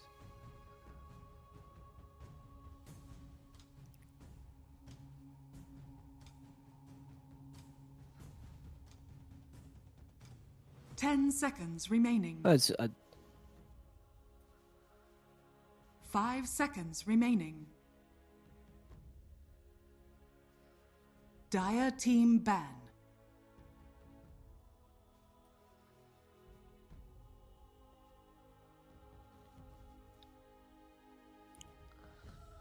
For my European Radiant friends, and team particularly for ban. Kezu, you know what this actually reminds me of a lot? Radiant You guys team pick. ever buy Kinder when you were kids, like chocolate sticks that were like Kinder? You know, they always used to have this kid on the cover who was holding the chocolate sticks of Kinder, and you're not really sure why the kid existed or what he was promoting because he was just like there, and his face was not the greatest face. I feel like if the kid grew up, this would be what the kid looks 10 like. Like if the seconds kid grew up remaining. and like instead of Kinder now wants to do drugs or something, that would be this 5 face. Like seconds you know, remaining. seriously, that Kinder kid haunted my dreams, and this is like an angry version of him because he was smiling Dire at least in the team chocolates. pick. Void incarnate. I think it was the same kid. I don't know who Kinder found. It was like, it was a bit creepy. It was like model kid, you know, like. 10 seconds remaining. All right, there we go. This is the real stream. This is the real. This is content. 5 Here, seconds. this is what it remaining looks pick. like. It's called the Crown Fountain in Chicago. It literally looks like I could see his face on this fountain. Oh right? wow, that's actually very similar. That's what to I'm that. talking about. I mean, it's a very minor thing, but you put that guy's face on. Again, no disrespect. Why is that your fucking fountain though? 10 seconds remaining. 5 seconds remaining.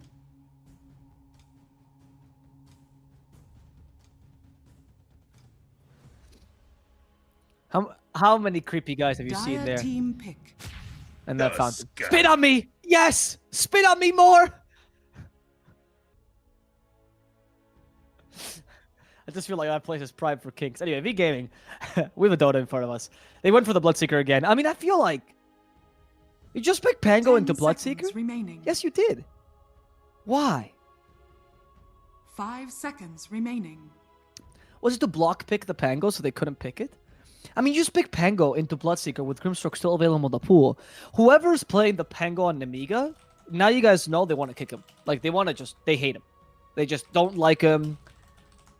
I'm assuming he just didn't show up to training, their offlane or whatever, and now they just want to punish him for this. Because this is, like, the worst Pango game ever. Yeah, it does not look very fun. It is awful. Like, your lane against Bloodseeker at least is kind of decent and stuff, but oh my god, between Bloodseeker and Grimstroke. Whew. Well, it was unfortunate. Apparently, I had muted my mic, but Oh, did you mute yourself? Oh, wow. well, yeah. So everyone just got switched over to the fountain. But it's okay, that 'cause- was yeah. Go ahead. In summary, guys, Richie really is into human-shaped fountains, and he's a collection of his Yeah. favorite fountains all over the world, and particularly likes fountains where like either they're peeing or spitting on you because it's just yeah, Richie's thing. yeah. And so he's showing us an example of his Radiant favorite team fountain in back. America. That's exactly right. That's correct. Yeah. That's That's what he was exactly telling right. us about. Yeah. Yes, very unfortunate. Anyway, the whole point was that I thought the banner looked like that fountain, and I think Yes. it did, and it was surprisingly accurate. Even you know that I'm usually right about something when Alvaro will say, "Oh, you know what? You're right," because 10 normally I'm seconds wrong. remaining. So It did look a lot Dire like it. team Anyway, ban. Lifestealer has the pick for Nemiga, which is also, I mean, he's a good hero against like Bloodseeker offlane because you win the lane and stuff. Against Bloodseeker carry, you sometimes struggle, especially because Bloodseeker carry can go for an early basher. And I love the Nemiga at this point. I think both drafts have just gone like, we're gonna ban carries at the end, hopefully. Because Bloodseeker carry here is so much better than 10 offlane. You go, seconds hopefully remaining. they just forget that the carry can be played. And Naive will just play 5 something else, right? seconds remaining. I banned the Wraith King just in case as well. But because those are Naive's carries. But I do feel like Bloodseeker carry again is a bit of a freebie game. You have a bit more stuns this time, which is fair enough, but you lack zone out, which is usually what you need against Bloodseeker. You have none of that. The core to core between Lifestealer and Bloodseeker is not that bad. Actually benefits Bloodseeker slightly once you get Basher, so it's pretty good. And Radiant team ban. yeah, I like the draft for V Gaming again, a fair amount. You need a solid offlaner to make this all come together. And you have last pick as well, so Dire it's team perfect. pick. Like, what will Nemiga do? Well, even by the tide. So what do you need as a mid laner here against the Void Spirit? Tell you who's a pretty good pick that's not been banned out. The Puck. Yeah, but against the Void Spirit, I don't love it. To be honest. Nor against the Bloodseeker, because the Bloodright can be a 10 bit of a seconds bitch. remaining. Grimstroke similarly. I feel like, I actually would rather see a Shadow 5 Fiend, since we're just seeing a seconds Shadow Fiend remaining. actually pretty decent in this game. Oh, you know what? Yeah, not a bad hero. Not a bad hero. The thing is, the hero just kind of sucks in general, right? But like he's good because they don't have many stuns to cancel your Radiant Wreck team him. Oh pick. wait, we'll just pick it. Enigma. Oh, Pango mid. Right, and if your Pango's mid counter, just get more farm. So this either turns out well because Pango has enough farm to beat his counters, or it turns out terribly because now your mid laner has no game. Very true. Just a little bit of audio ravioli there. Don't 10 mind that. We seconds should be remaining. normal. Yeah, are you good? I think so. 5 What seconds does audio remaining. ravioli mean? Oh, Is it when it's frozen? No, it's when the audio gets really robotic-y, right? That's called ravioli. I wonder what V game will try to do here. Will they run the Bloodseeker carry? Because it's also a pretty fine game for Bloodseeker offlane, and then you pick up a carry that can deal with Enigma. Like, what's a good hero that can deal with Enigma? Troll's pretty. Oh, Troll's been banned. Yeah, Wraith King's banned out as well. That's the other one I would think of. And the Abaddon's pretty good. I mean, Bloodseeker just kind of sucks against Enigma. It's a bit of a difficult one. But you can just pick an offlaner that can counter Enigma, which is also fine. But there's not that many. Beastmaster. Oh, actually, Beastmaster's still in the pool. Is he? Yeah, I'm Yeah. surprised by that one. Beastmaster's awesome here. Beastmaster Good against with Lifestealer, Tusk as really good well. against Enigma. It's a strong lane. Even with the Oracle, it's a strong lane. Yeah, dude, this is a Beastmaster is a stellar pick because you also combine with Soulbind it was Soulbind as well, right? Yep. So that's amazing. Or You have synergy with Tusk. you could send the Void Spirit offline and pick a mid silencer. Yeah, but then you have a mid. Well, mid silencer against Pango should win. Good versus the Enigma. Strong versus Oracle because you preemptively ulti. I'd rather still see the. I Beastmaster. agree. I agree completely. I think the Beastmaster is the pick here. Surprised that it's not even banned. Maybe that's why V Gaming haven't instantly picked it. They're like, it must be banned, right? It's not banned. Are you sure? And they have to go back and check. Yeah, Beastmaster is BM pretty strong. Yeah, Or it's maybe pretty mid strong. silencer. Let's see what they pick up here. Yeah, they're gonna go with the Beastmaster. It was just such a strong pick, dude. Yeah, it's a good pick. I feel like it would have been. I usually don't say this in draft, but I would have said it was wrong if they didn't pick the Beastmaster because it's just so good here. I mean, I wouldn't say that V Gaming outdrafted Nemiga, but it feels like Nemiga outdrafted themselves for the most part, honestly. Yeah, this Enigma is gonna have a bit of a tough time, isn't he?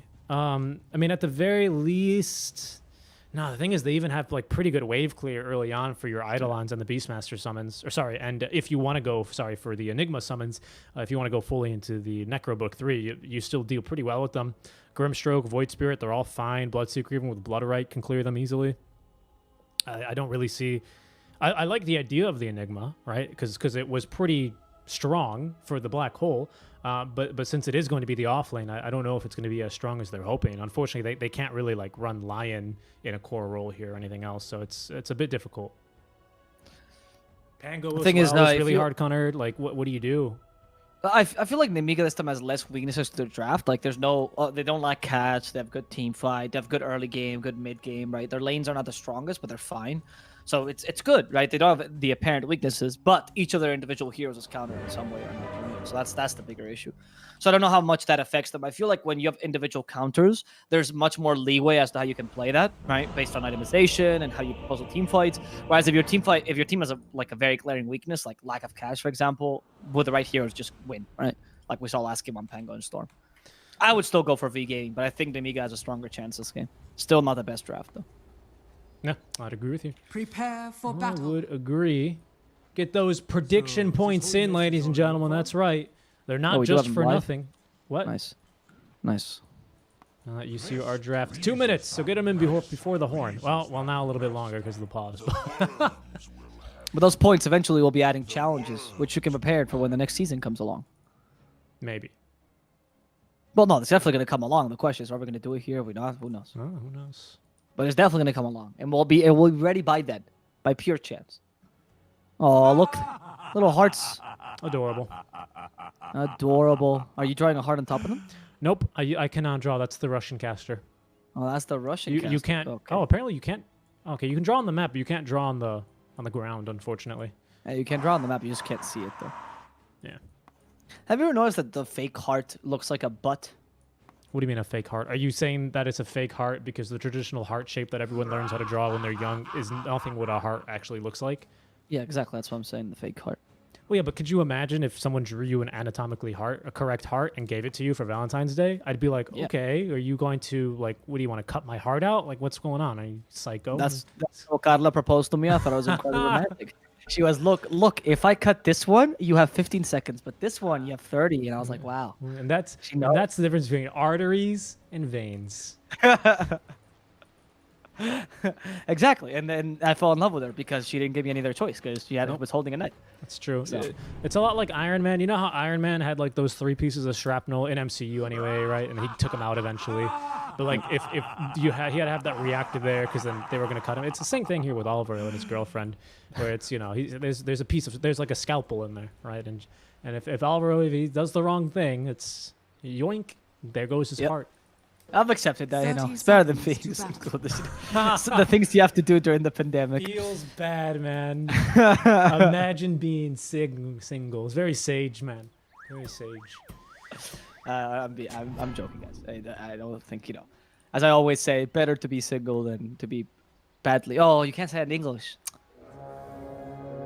Oh. In Spanish, you say, like, better to be alone than to be badly joined, if that makes sense. Like, joined by The someone that battle doesn't, begins. that you don't like. Access level 1, huh, for Beastmaster. Interesting choice. Yeah, I'm surprised about that one as well, considering you do have the Tusk. I don't know why. Because you can't dispel the fortunes, or you can't dispel tag team when it's on Tusk. You can only dispel the slow it applies to your friends. Exactly, right.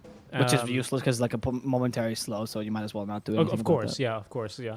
I don't know. I thought maybe we'd see Fate's Edict level 1, and then he was going to disarm someone, maybe the Tusk, maybe the Beastmaster, to make sure they couldn't get any more right clicks, but especially onto the boar. But without the boar level 1, it feels like why bother for tag team? I mean, he's going to do it anyway. He's got to get that mana. But why regen access working. level 1? Like, I know Oracle can kill your boards relatively easily, but it's not like it's a Chan or an Enchantress, right? So, maybe it's just... Like, I've seen this build in a couple places where they just try to last hit with the Axis first, and they actually just take the 1 point because it's kind of useful.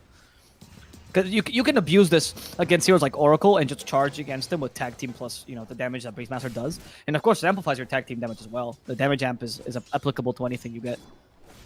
But now you're going to lose the Tusk, unfortunately. You don't really have much help for Tusk, and level 1 tag team does nothing. They get their first blood. I feel like Arrow was playing a bit too aggressively there in that lane. You know it's a tri lane. You know they want to get first blood and leave. Don't let them, right? They play defensively for a bit. It's okay. Go and do whatever. Cut the lane. Fuck off. It doesn't matter. Are they going to try lane, though, I wonder? Oh, no. See, line goes down bottom. Okay, It's not worth it immediately for you to gone. tri lane, right? Because you get the same thing out of a dual lane as a tri lane here. Yeah, well, I could see that. Get But you can get a levels Lingua first. solo. Much better off letting Lion rotate mid, bottom, top, whenever he's needed. That's the than only to- reason I was saying, because you can kind of... Enigma's one of these self-sufficient laners, especially when he's not super hard countered. Like, the Bloodseeker, sorry, the Bloodseeker's super annoying, but you can play around him. Yep. Mid lane, this could be a kill, actually. I think Grit, now he's going to be fine. But it does put him here within Thirst threshold, so he actually bought his own stack of tangos here. Both mid laners actually bought their own stack of tangos, so I guess that's just kind of going to happen when you have 2 melee heroes in the mid lane that aren't DK. They just need regen.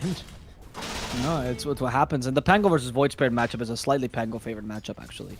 Actually, quite Pango favorite, I'd say. Because it all depends on how lucky you get with lucky shots. But the moment you get a lucky shot, Pango is just going to go full offensive onto you. And there's not much you can do against them, right? So it's pretty strong matchup. Top lane, by the way, because of all the spam of the X's, the Beastmaster actually run out of mana, and now he can't really summon the boars, which is a unique interaction. And like, I've never seen a Beastmaster be put in this situation where you actually don't have mana to summon boars. No magic stick or anything, just double Sage Mass, so he is struggling a bit to keep his mana up. And without the boars, your lane is not that easy against Lifestealer, who is doing a pretty good job. But as well as Bloodseeker, so I think it's relatively even. Bloodseeker sucks against Enigma in general in lane. Yeah, As a carry. That's the thing, right? When we saw Beastmaster, Lycan, Dazzle every single game with Necro 3s and the games would end in like 22 minutes, they nerfed that, right, by just really making boars super expensive early on. This shouldn't be a kill, though. He's still got, well, maybe. Blood Rights, Lion's got Earth Spike. The thing is, I mean, you might as well have killed them because you only have 2 tangos and you're giving him Thirst movement speed here. That's true, actually. Yeah, he would like to kill for the healing though, because that's really nice. This is one of the games where I feel like it's warranted for the Bloodseeker to go for the early 2 points in Blood Right, even though. So the reason why Bloodseekers don't go for the second point in Blood Right early is it's much more efficient to just go for Blood Rage and farm, but especially on carry Bloodseeker, it's just safer to play that way. Whereas Blood Right requires you to either do stacks or something special for it. But against an Enigma, that second point in Blood Right usually means the difference between you killing Eidolon in a hit plus Blood Right or in 2 hits or 3 hits plus Blood Right, which is much more difficult. So I think it's a good idea to go for the second point in Blood Right. And even there's some stacks even here that Grimstroke can make for you. So it's a good idea. That's true. That's true. But do you really care about stopping Enigma's farm that much? That's the question I would ask you. No, you don't care about that. It's just to regain your assets, right? Because he's denying all the stuff. So ideally with the Blood Rights, you want to be able to just take Enigma stacks because you want to be able to farm his stacks, right? Because you just freebie stacks. Okay, he can't do anything against you. Farm his Eidolons for some more reasons. He can't do anything against you. He's put the single point in Blood Rage now, so I think he's looking to probably get into the jungle eventually. Sad. Yeah, I was very excited to see the Blood Right build. I haven't seen it in forever. It's just so unsafe to play it, which is why a lot of Bloodseekers don't go into it. But I do think that part of the reason you play this hero is to adapt, and I'd like to see more versatility. Oh, well, they're going to go now, for another kill. One. He's going to dodge the Blood actually, Right. he does get the Ink Swell off. Nice silence onto the Lion. You could activate Blood Rage if he wants to hit a bit faster. First point of Blood Rage is the highest value because 60 for straight up attack speed. Oh, but the mana drain slowing him down. Bloodseeker doesn't really matter. Chosen One is going to fall, and Hellscream could be in equal trouble. And there's going to be the Mango Eden just to get that Blood Right off, and that Blood Right will secure him the double kill. Well played, Mr. Naive. That's what the point of Blood Rage does, though. Oh, that'll show you. That'll show you. Well, I was literally saying it's the best build. I'm just explaining that. I'd like to see versatility. Fucking shaming me for just wanting to see different builds. Shaming you. Oh, nice shards by Arrow. Wow. Beautiful shards. It's not going to stop Pango from rolling in. Not rolling, of course, because he doesn't have level 6, but it will stop him from getting the kill. I mean, you just forced the Pango rotation for absolutely nothing. Void Spray got some recovery in the mid lane. There's no boars. Yeah, they tipped destroy. They killed both of his boars. That's pretty bad, though. You did make his lane a bit of a hellscape for a bit, for like 25 seconds. And his lane is pushing. Dude, he can't catch a break. No, it's really difficult for a poor destroyed. He's not going to have as much impact as last game. But you're having a much more solid mid lane, though, for both squares. So I think it compensates. Oh, you're actually going to go for the kill with the Inkswell. Can he get it on Aincrad? He does force the Rolling Thunder at least. He's not in a pinball zone, though, so he knows to stand near the edge. If you stand near the edge and the Pango pushes you, he just pushes you to the low ground, unless you mess up with your positioning. Oh my god. He knew the trick, but he executed it poorly. And they're going to trade he knew the supports trick. Top lane. In the meantime, as well, is once again destroyed. He's just having to deny his boars. He's never playing with boars here. It feels real bad. Down bottom, they sniped the courier here of Naive. That kind of sucks, but he'll be fine. 1 day slower here on his delivery. He'll be okay. What need have I for in visit? Oh, it's quite nice, actually. Yeah, I don't know. I feel like that was a bit of a weird play What? by Doldrin, like second time. I'm not the most convinced by his performance in these 2 games, honestly. He knew what to do, but he just couldn't execute, and that feels like that's not something I should see, the lack of execution, if you already know the trick. So, I don't know. Not the biggest fan. I feel like Doldrin needs to start rotating and creating space early, because I don't think he can be the win condition this game. Last game, he got carried by Destroyed. He needs to give that space to Destroyed if he wants Beastmaster to have more impact. Top lane, though. That should be Lodin does have Fate Seed X, does a bit of the tusk damage, not bad, but Tag Team is a bit too powerful, and unfortunately Lodin will fall. That little snowball just to secure it. A bit of damage though from Lifestealer. Kirit trying to kill off Arrow, now going for Destroyed as well. He's low on mana. The courier seems much juicier, and he just settled for the courier instead. As in the bottom lane, they kill Hellscream with the Bloodseeker's movement speed. Yep, and they get felt on the way back out, as of course without that movement speed, he's going to be the easier kills of the 2. I thought I even was going to keep chasing there because, of course, now with Ghoul Frenzy level 1, of course, which does stack additively with this Orb of Venom Slow, it's going to be really, really annoying to deal with. But we've got Necrobook 1 already, so despite what has been looking like a pretty tough lane stage, he's 24-2, but the kills here really helping out. Destroyed 1-0-1, and he is already going to have that Necrobook 1. Of course, it's a naked Necrobook 1. Looks like he's going to go back for the boots, so that's another kill mid lane on a Doden. Anchored, though, has been ruptured by Naive, who's going to be chilling mid lane. Swashbuckle, not to get too bursted down there by the rupture, but just to get out of range of the Inkswell. And Naive, he was expecting to get that life steal, I reckon, so he is going to go down. They're going to continue to jump him low. There's also a life stealer inside of the Pangolier. Out he comes, as Feltz is going to be nuked down. 3 dead mid lane in exchange for, I think, maybe just 1. That's a big yikes, though, for Dodrin. This is the third time he dies this way. Like I said, his performance has not been convincing either of the 2 games, and I feel like this game he's, again, playing super hastily, and you must understand that your role this game is just to play securely, because you know that you were one of the lanes that actually kind of won. You just make some space for the Bloodseeker, who's also been forced to play a bit more aggressively. Because of his build, luckily, it shouldn't be too difficult for him to recover, but now you need to create space for him somehow. And Void Spray doesn't seem too keen on doing that, because he keeps rotating mid to just defend this tower. Like, at this point, Dodrin should have gotten a kill somewhere. Especially with the Beastmaster, but he has not been able to. Only fighting in the mid lane until now. It's very true. He's had the supports come and gank him, which is doable when you have a Tusk who ganks the mid lane very easily, but Grimstroke a little bit less so. As Naive in the jungle, he's going to be scouted here by a Lion. Just looking to be a little bit annoying, I reckon. He can't really kill him, doesn't he have Finger? Here's Anchored, though. Does have Rupture if he wants to ruin his day here for Naive, but just some good jukes here. Out and around he goes. There goes the Rupture, but they're just going to stop anyway. Okay, it seems a bit weird to commit the Rupture that late into the Rolling Thunder, but down he goes.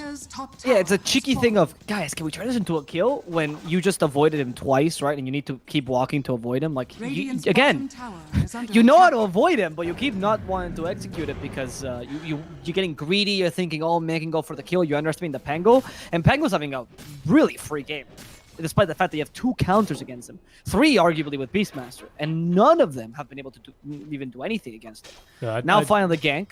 Dodrin taking advantage of his aggressive nature to just show himself. He's like, guys, I'm alone, I swear. I think his smoke broke. Nobody's around me. Was he in Look at me. I'm a Void Spirit. I think his smoke broke. No, he's just baiting. He's like, I'm just going for runes, guys. Don't mind me. I swear, I can't be caught. Oh, well, now the smoke's going to break. And oh, Haste Rune activated. They're going to send Dodrin to get in there. Anchored's going to have Rolling Thunder with 7 seconds with an Arcane Rune as well. He's going to run right past him here because he wants to maybe try for Oracle. But there goes the rune. It's been purged off, and down goes Feltz. Is that intentional? It looked intentional. What? I don't know. What was that plan? If you go to the high ground, at least stay in the high ground, right? If you want to leave the high ground, you all leave at the same time, particularly TPing if you're the Grimstroke. Oh, he had no TP, actually. Went for a smoke on TP. Within itself is also another issue. Oh, that was not the best play. And again, you don't have any impact on your Void Spirit just yet in the mid lane. And he has at least defended this tower. It's fine, but Pango's doing 10 times more than this Void Spirit right now. And the net worth and lifestealer is showing compared to the Bloodseeker. On V-Gaming, though, you do have Destroyed starting to get a bit fatter. He's almost completed Necros, so he's going to be strong and going to be able to mitigate the Void Spirit's lack of space creation. But your Bloodseeker's already behind, and you don't want him to be behind against a lifestealer. Yeah, it's going to be up to Destroyed here to try and stabilize this game. Not quite recover, not quite carry, nothing like that, nothing too intense. But he's at least been, I mean, he's the richest on his team for a reason. He's kind of just chilled top lane after a bit of an earlier start. Wasn't off to this explosive start that you really want on Beastmaster, but that's fine. He doesn't really need an explosive start. They are going to be smoke ganking him, however. Anchored leading the charge with Oracle to follow suit. He's going to have to roar him if he wants to stop him. Now it will be done. There's rotations coming to the tier 1 tower. There's a bit of a dicey dive for Nemiga. Linefinger, though, will secure the kill. Can they get anything on the way back out? There is a Rupture available. Out comes the False Promise. That'll get that'll get Lion out of a hard spot, because he's going to be safe in the fountain. Anchored's just going to dig up a bounty and say thank you very much for that one. And he should end up going down, of course. Ruptured up, he's going nowhere. Yeah, I mean, they all tip him. Gee, wow, they really angered that Pango. Like, dude, this guy's mega countered. You don't need to be this proud of getting the kill. he did get the bounty rune off, so he's pretty happy with that. Yeah, he got the, but that was from the shovel, right? Yeah, he got it from the shovel. But he was it's not bad. Might as well. Learning from the Eternal Envy there, I dare say. No, yeah, that was the heart. He's drawing hearts on the map now because he knows he's being loved. I mean, you did get a good kill. I feel like the Beastmaster there again impactful, right? Destroy doing what he's supposed to do, creating some space. But Bloodseeker just desperately trying to recover with these kills. We need Dildren to really come online. And on Nemiga's side, this has given Lifesteal a lot of space to farm, and Lifesteal already completed his Maelstrom. He is considerably faster than Bloodseeker on his Maelstrom. Lifesteal does farm a bit slower than Bloodseeker on average once you get the max Blood Rage and Maelstrom on both heroes, but at this point of inflection where one hero does have the farming item and the other one does not, it makes the game much easier for Nemiga. Because, of course, a V game, you don't want to fight him with Bloodseeker because you want him just farm. But if you do that and you play too passively, Lifestealer will get a huge advantage. You're going to have to recover later. That's why they're going for the skill up top. He could be in some trouble, as there's ice shards. This should be a kill. They have the help teammate. He's there. Radiant's middle Good kill. tower is I mean, it's under your attack. offlaner, right? You took away the enemy offlaner, who's currently more farm than Bloodseeker, by the way. You give some farm to Void Spirit. He's finally ganking. A bit later than I would have liked, but at least effective. Oh, definitely. Yeah, now your Beastmaster, he's got boots going for the Blink build, so a little bit of that Rasmus-style offlane. That's just because I always see him never deviate from the build. Same thing every game. If he's winning or he's losing, Necro 3s, Brown Boots, Blink Dagger. And they could use a little bit of extra kind of disposable initiation, right? Because as soon as Destroyed drops his boars, he sends out the Hawk for the vision, drops the Necro 3s, you might as well just blink in and get the roar off. It doesn't matter if you die, you've done your duty, right? Whereas with the Void Spirit, he's a little bit too fragile. He's going to be going for the Aghanim Scepter, so we'd like to really get the most efficiency out of both of his Resonant Pulses for the silences, and you can use them a little bit better. But Beastmaster, just get in there and roar, brother. Do your thing. I agree. Radiant's middle That's tower what is the under Blink attack. Dagger is going to help him do, right? It's going to be able to stop the Pango really efficiently. It's also, with the Blink Dagger, it makes it much easier to get double Roar on Soulbind. Usually, again, the Mega Combo on Soulbind is difficult because it's like two big ultimates, they have long cooldowns. They're both are key to your team fight, so if you have to wait until you get the combo, it's a bit shitty. But if Grimstroke can just walk in, Soulbind, and you can blink in and roar whatever you see Soulbound, yeah, that's much easier. I wonder if we're going to see... I mean, we're going to see a 4-staff for Felt. But, of course, given that it's a position 5 Grimstroke, his farm is going to be basically nothing. I mean, you could see he's getting XP, at least, because he's level 6.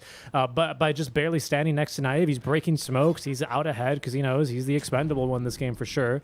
He and Dodrin will now set to work inside the enemy jungle, or there's an Enigma with a Blink Dagger waiting for him. I don't think they've scouted that Blink yet. It should be brand new, so... that could be a big move here for Nemiga Gaming. Black Hole into, what? I guess just Rolling Thunder should be enough damage, to be honest. We'll see. I feel like right now the Pango alone can be much better anyway, honestly. Maybe with the help of like one support Lion, I guess. But anyone is really easily... If you're in a pinball zone, mind you, right? If you're one of the zones where like Pango can perma-stun you. I feel like that's why V Gaming is also avoiding this fight for now, because you know you don't have the tools yet to deal with a Pango. The Ag's almost completed on Void Spirit. You're going for the BKB on Bloodseeker. You can take a chill pill for now, because you both have Maelstrom on Bloodseeker and Lifestealer, so you know at least the farming speed is going to be equal or better for Bloodseeker, as long as you give him enough space. And you could just play this till the mid game. And he is getting plenty of space. He's starting to recover now with this Maelstrom. Should be noted. Yeah, I mean, somewhat, right? He's still the same difference from the Lifestealer, but at least he's getting closer to the Pango. Beastmaster, though, also recovered completely, though, and Destroyed is going to be really, really useful in these coming fights. He is going to reach his peak once he gets a Blink Dagger.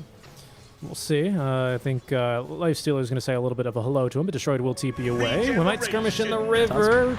Regen rune stolen, and Anchored, he must get revenge in blood, and it's going to be the blood of the Walrus for now, as he will perish in the river to the solo Rolling Thunder kill.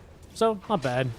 I mean, it's just a Tusk dying to steal the Regen rune. You never really want a mid laner to bottle up a Regen rune. It's a bit dicey. And so you're happy with that. You might lose the tower here, especially with the DD rune. Chosen One lingering in the shadow with a Blink Black Hole ready to go. We do have Ags and 30 gold, 1 CS here for Dodrin, and he's got it. There it is. So Ags on the way for the Void Spear. Keep that in mind, as we might just start a fight off here. Yep. That double silence is a big deal, particularly against the Oracle, right? Like, the 2-second silences can mean very often the difference between life and death for your carry. So yeah. It's a way to deal with the Oracle without having to actually kill him, because usually he can't dispel that silence of himself. Destroyer's like, can I get in the smoke too? And they're like, nope. And he's like, okay. Guess not. Yeah, Naive doesn't get the smoke either. Naive's like, guys, I'll bait. I'll bait. And also, oh, there's farm here. The complete coincidence. But the problem is now they know that they're smoked because they just ice sharded from nowhere. to get the D ward, unfortunately, rather than use a Hawk. That is quite unfortunate. That's true. Well, they're still going bottom and hoping for a kill on Lion. Oh, Pango would be much more useful. No, it's just Lion. Lion is not really that useful of a kill, dude. You don't want to smoke for a Lion. But maybe if you can smoke for a lifestealer, they're checking the triangle. But the smoke just expired. So I'm going to use this to ward. No successful ganks. That was the ideal smoke in terms of timing, but it is nighttime. You didn't have much map control. Like, it was good in terms of your item timings, but it wasn't good in the overall map tactics. They'll make their best out of it. They'll set up a ward, which is going to watch over the triangle. They'll set up another ward because it looks like they want to try and set up vision to push down bottom, and they'll take the kill onto the Lion. There's going to be the Aghanim Scepter reveal on the Void Spirit. Mid lane, though, looks like they're going to jump onto Destroyed with the Blink Dagger now. He's in a bit of a rough spot. They have ruptured up one. It's going to be the Life Stealer, though, and that's not going to stop him from running and collecting the kill onto Destroyed. He's going to hop inside the Necro Book Warrior, and they'll take him for a ride. Nice Ice Shards will block him off as they're going to be chasing down for this Oracle. They should have him with the Walrus Punch down. He goes black. Holdo dodge by Dodrin, as well as the Phantasm. Very signs him up. Felt as well. He's going to have a two-man Soulbind, but nothing really to combo with it, so they just got to get out. But a big ulti there, blown, wasted. Only for 2 supports, but it's kind of okay, because now you can continue fighting as soon as Destroyed respawns, unless Anchored dies here, or unless Dodrin dies, which he shouldn't. Yeah, he should. He has the Simulate. He's in the pit. Oh, don't do that. Now he's in trouble. He has an Astral Step. One more charge. Okay, he should be... Oh, maybe not. Using the shield. He's out of Malefic's charges. There's the Primal Roar, but he gets caught by the Finger of Death. He thought he could go back into the Pango, and that moment of doubt allowed the Lion to get close enough to just finger him to death. Fingered to death. To shreds, you say? Oh, you don't watch Futurama. What a shame. I don't even think that many people watch Futurama anymore. I don't know how many people are going to get that reference. Unfortunate. To shreds, you say? And how's his wife?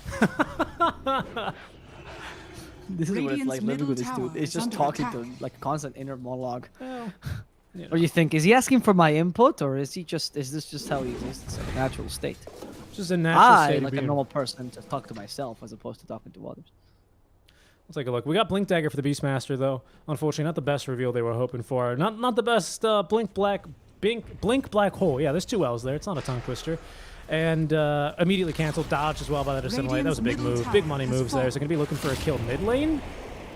Yeah, with the snowball. Let's see if we can find Aincrad. And they do a fair amount of damage, but the False Armor saves his life. Arrow getting a double stun with the ENG, so actually triple stun, which should allow them to kill Aincrad. And also the poor Lifestealer, who cannot last this. Finally, with the Soulbind, they secure the kill on both the Oracle and the Savvy. With this, they're going to murder 3 heroes on Nemiga's side and even take a tower for the ride. That's a huge win for the game. Okay, and all the tips, dude. All the tips for the Pango. The tips, they make more sense this game, right? Because he started Rolling Thunder, and I think just to have a little bit of a laugh, because obviously he wasn't going to Rolling Thunder just to retreat.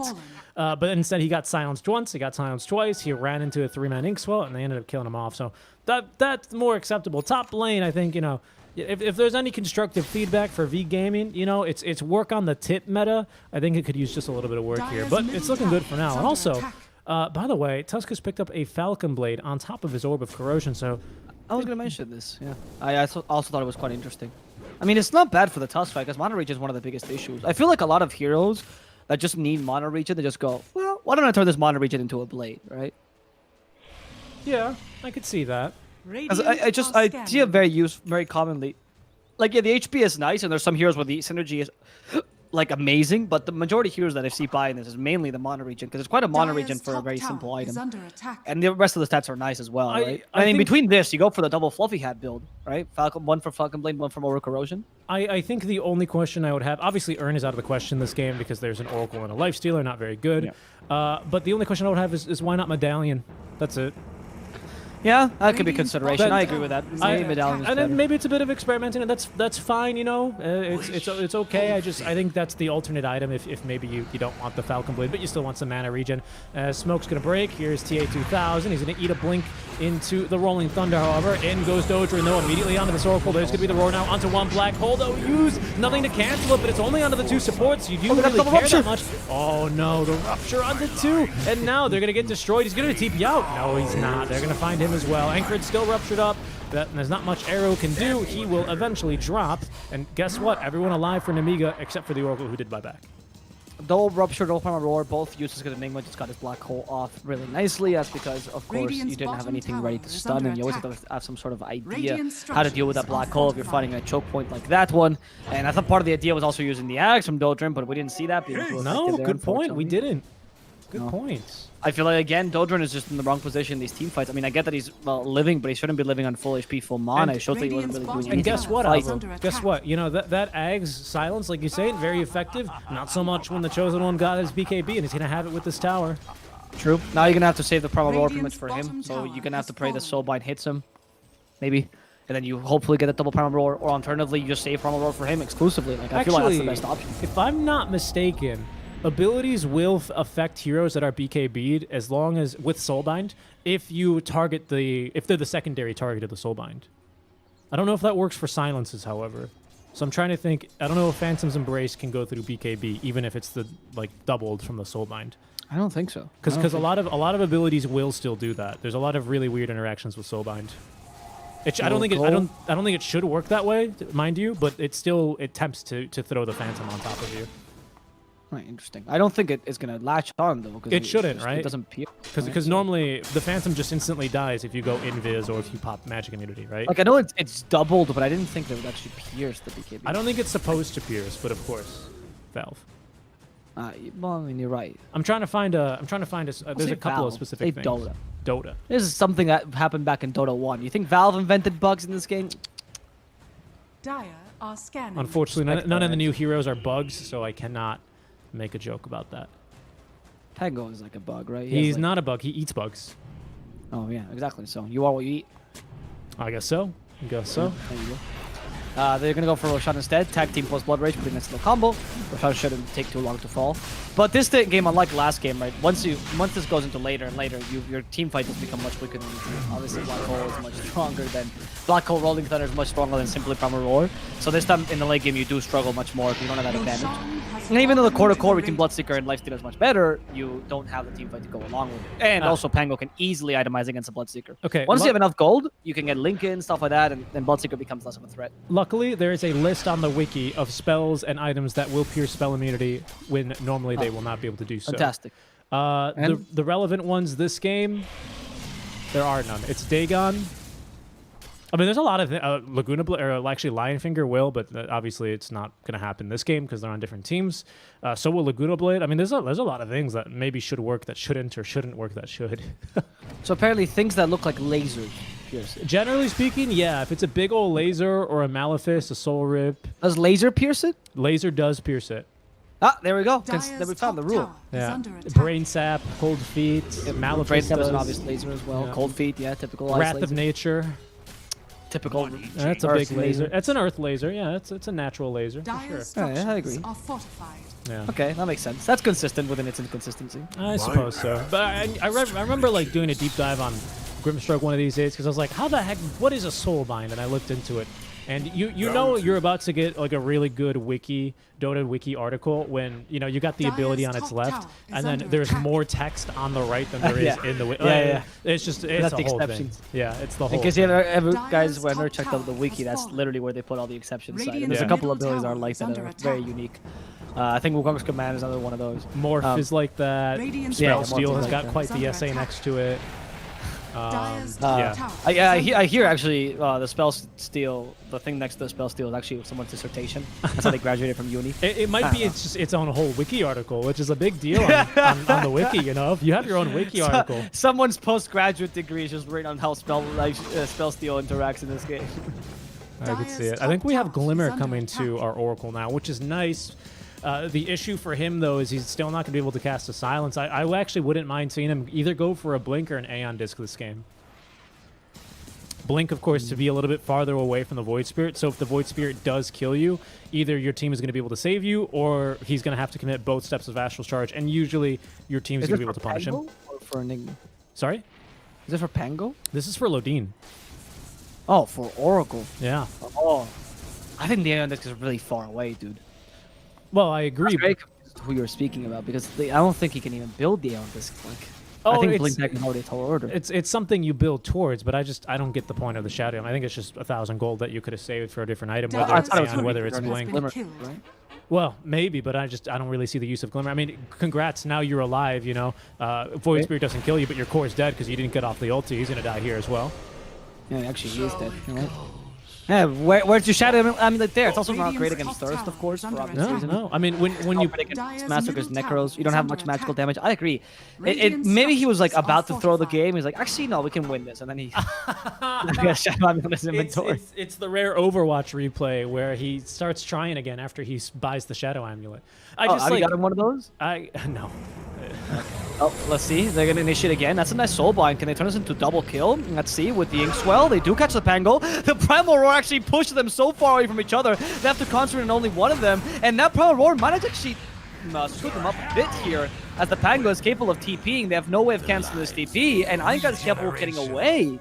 Maybe it was best just to hold on to that. In the middle lane, we do have Naive searching after the Life Stealer. There is a Rupture onto him. Heritage could be in trouble. A fair amount of damage from Bloodseeker. He is just losing all his blood. That's because he's an Infest buddy. And he just wants looking for his taxi to go into. Yeah.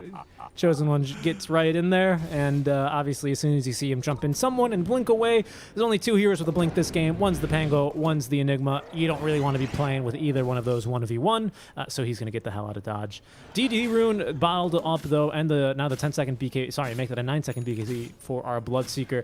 Does put him here really, really strong. But again, nothing versus this black hole blink BKB, which is still a 10-second duration. So that's the real big concern right now for V Gaming. In fact, that's what's probably going to stop them from going high ground with this Aegis. I don't think they're quite ready with it. No, I agree. I don't think that they can just go high ground, particularly because the enemy team high ground is pretty strong, right? Black hole. Yeah, exactly. That's the reason. That's the reason I was saying. If there's no BKB on Enigma, maybe you think about it.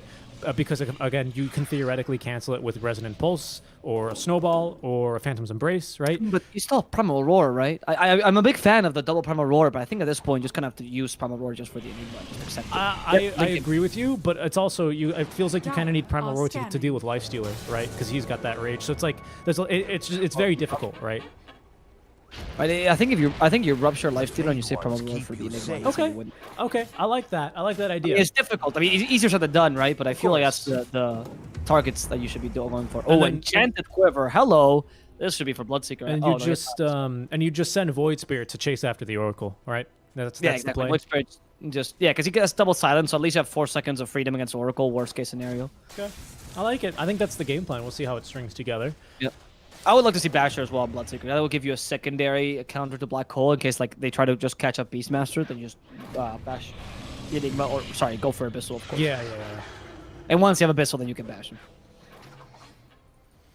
We also have a Blink Dagger for Arrow, so potentially he could get off a Walrus Punch if you don't cast the Black Hole on himself. I think Enigma can be that's true. That. Yeah, very situational, extremely situational. Is there any way you can extend the range of Walrus Punch? No, right? I do not believe so, as far as I know. Oh, I mean, obviously, if you get one of the neutrals, they would extend the range. But that's just the one, isn't it? No, 2. The Penta-Edged Sword and very true, very true. I always forget about that one. Yeah, Penta-Edged Sword is pretty decent. And Bloodseeker can use it, but since you got such a godly item in Paladin Sword, I feel like it could be justified this game to give the Penta-Edged Sword to Tusk, you know? Just for that possibility. Because then, like, how far in the Black Hole does Enigma want to be, you know? How far in the Black Hole does Enigma want to be? Probably at the center. Sure. Like, if he puts himself in the middle and your Black Hole is pretty much only, like, an area around you, at that point, why are you not playing center, you know? I mean, obviously, you get the idea. Radiant structures or like a Magnus. You don't have to be right in the middle of it like a Jack. I mean, it's not like Black Hole's got the most insane cast range in the game, but it's enough to make a difference for sure. I get why you bring it up. Yeah, but the cast point is very high, and you're like a relatively low HP or easily killable hero. So if you put yourself right in the middle of it, then there's room around. Wow, I'm surprised that we're playing the Enigma like centered this much around the Black Hole because he's actually queued up and in fact committed for the Lincoln Sphere. He has to do that. He feels... I think he knows this game, if you get the Black Hole off, it's pretty much a freebie, and Bloodseeker's really weak to this. So, unless he has Aegis, there's just no way that he can deal with this, unfortunately. We have Basher now and Bloodseeker, though. This is usually the point of inflection, because Basher and Bloodseeker is easier to get procs on than Lifestealer, so when you fight head-on, Bloodseeker just absolutely dominates Lifestealer most of the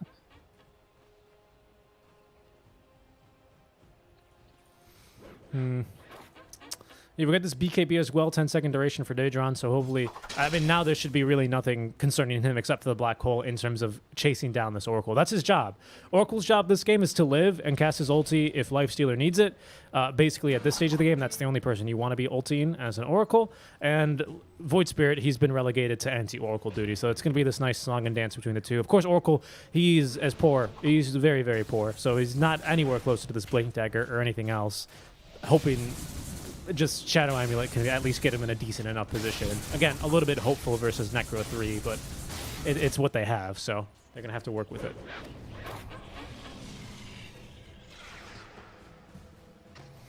Right now, though, the game is in a bit of a holding pattern as both teams are just going to wait for next Roche. Wow, the Ags on Pangolier with the Basher, S and Y.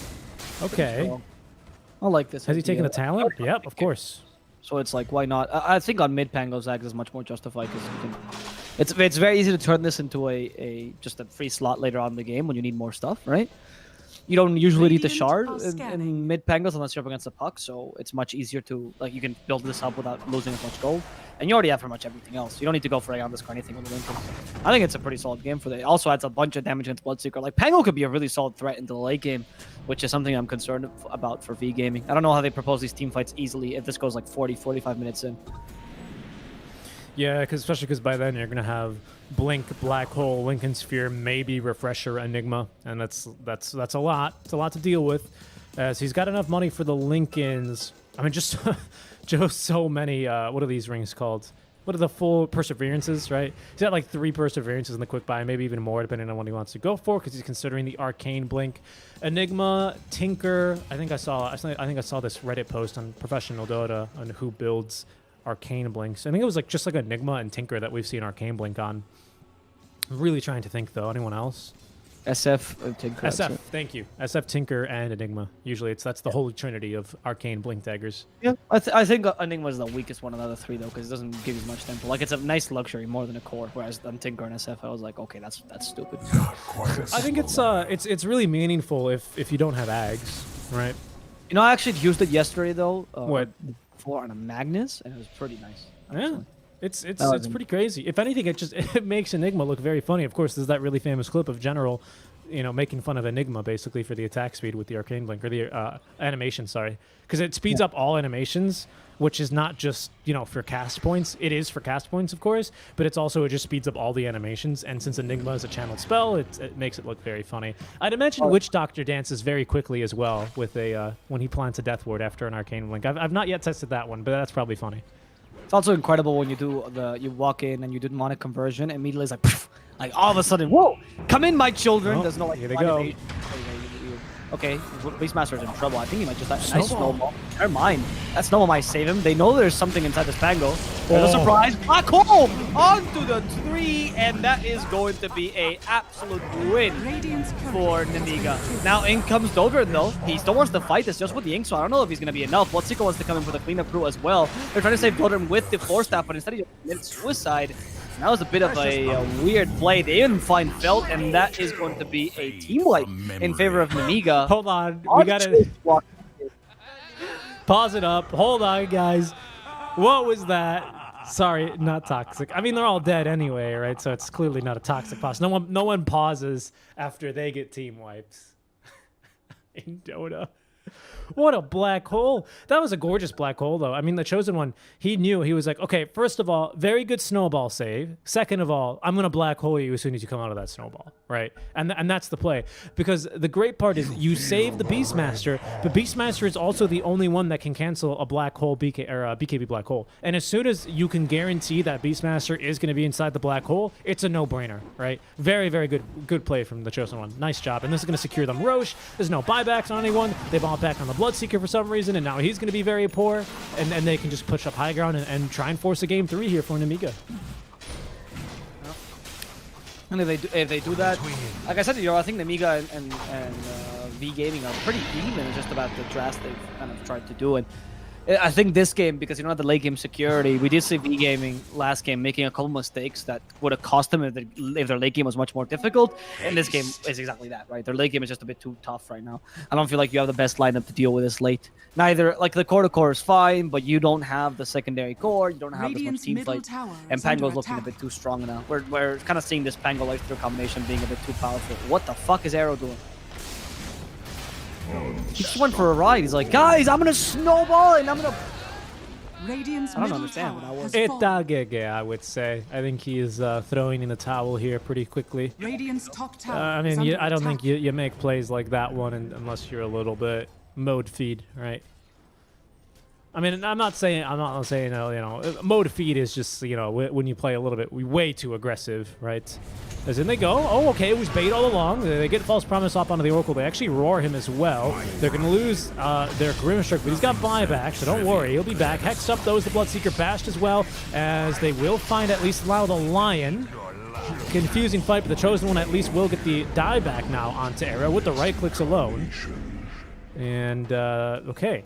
This kind of seemed like, the one last team fight for the boys here. It was a very awkward decision to fight. I mean, I guess they don't have Black Hole, so it's not that bad, right? I mean, they were really weak with Black Hole. You saw that, honestly, Lifestealer versus Bloodseeker. Bloodseeker wins that matchup 9 times out of 10, right? You can see it there that he just doesn't have enough damage to kill him. But the problem, of course, being that if it's you versus Lifestealer +4, then it does become much more difficult. Your team is really doing nothing here at this point. There's not much utility from the Void Spirit either. Like, Void Spirit's like, hey, look at me, attack me! And Nemiga's like, no.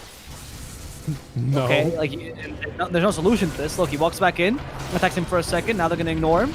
Let's see, can they kill the Lifestealer in time? He does still have Aegis though, so he's pretty much fine. Felt in trouble. Felt's gonna die for that Soulbind. Unnecessary. Good way to get rid of the Soulbind, by the way, just to infest the Pango. Huh, true. If we're already linked, let's be linked inside. very, very true. Very true, Alvaro.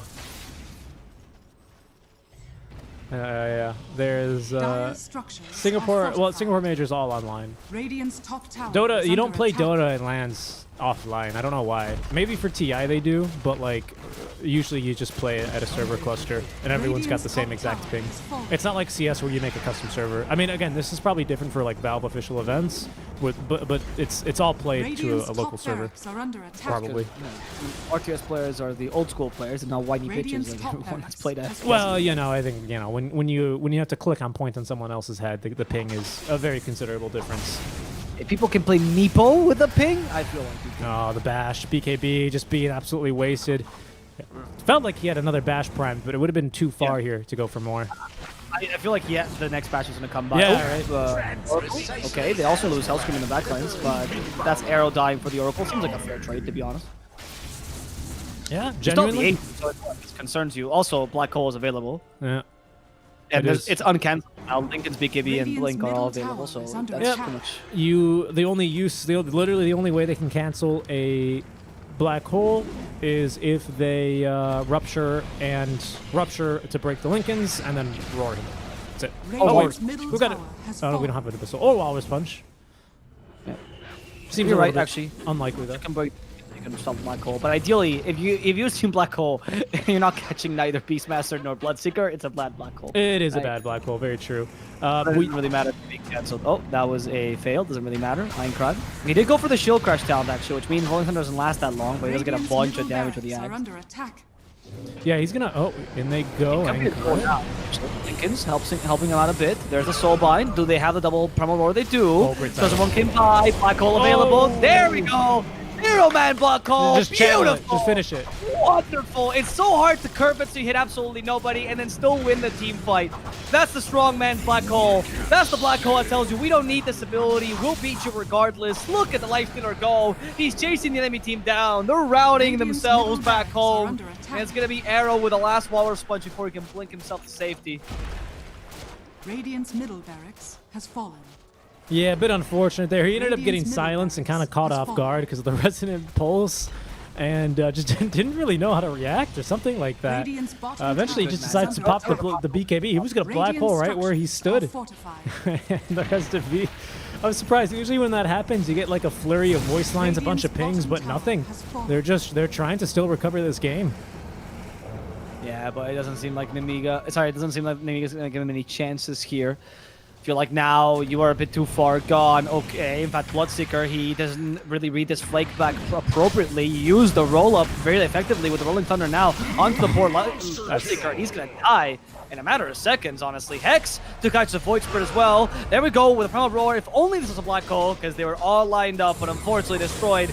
Just the measly Beastmaster, not so strong in the late game. Finger of Death finishes him off. They say Eta Gege, and then they write the Gege.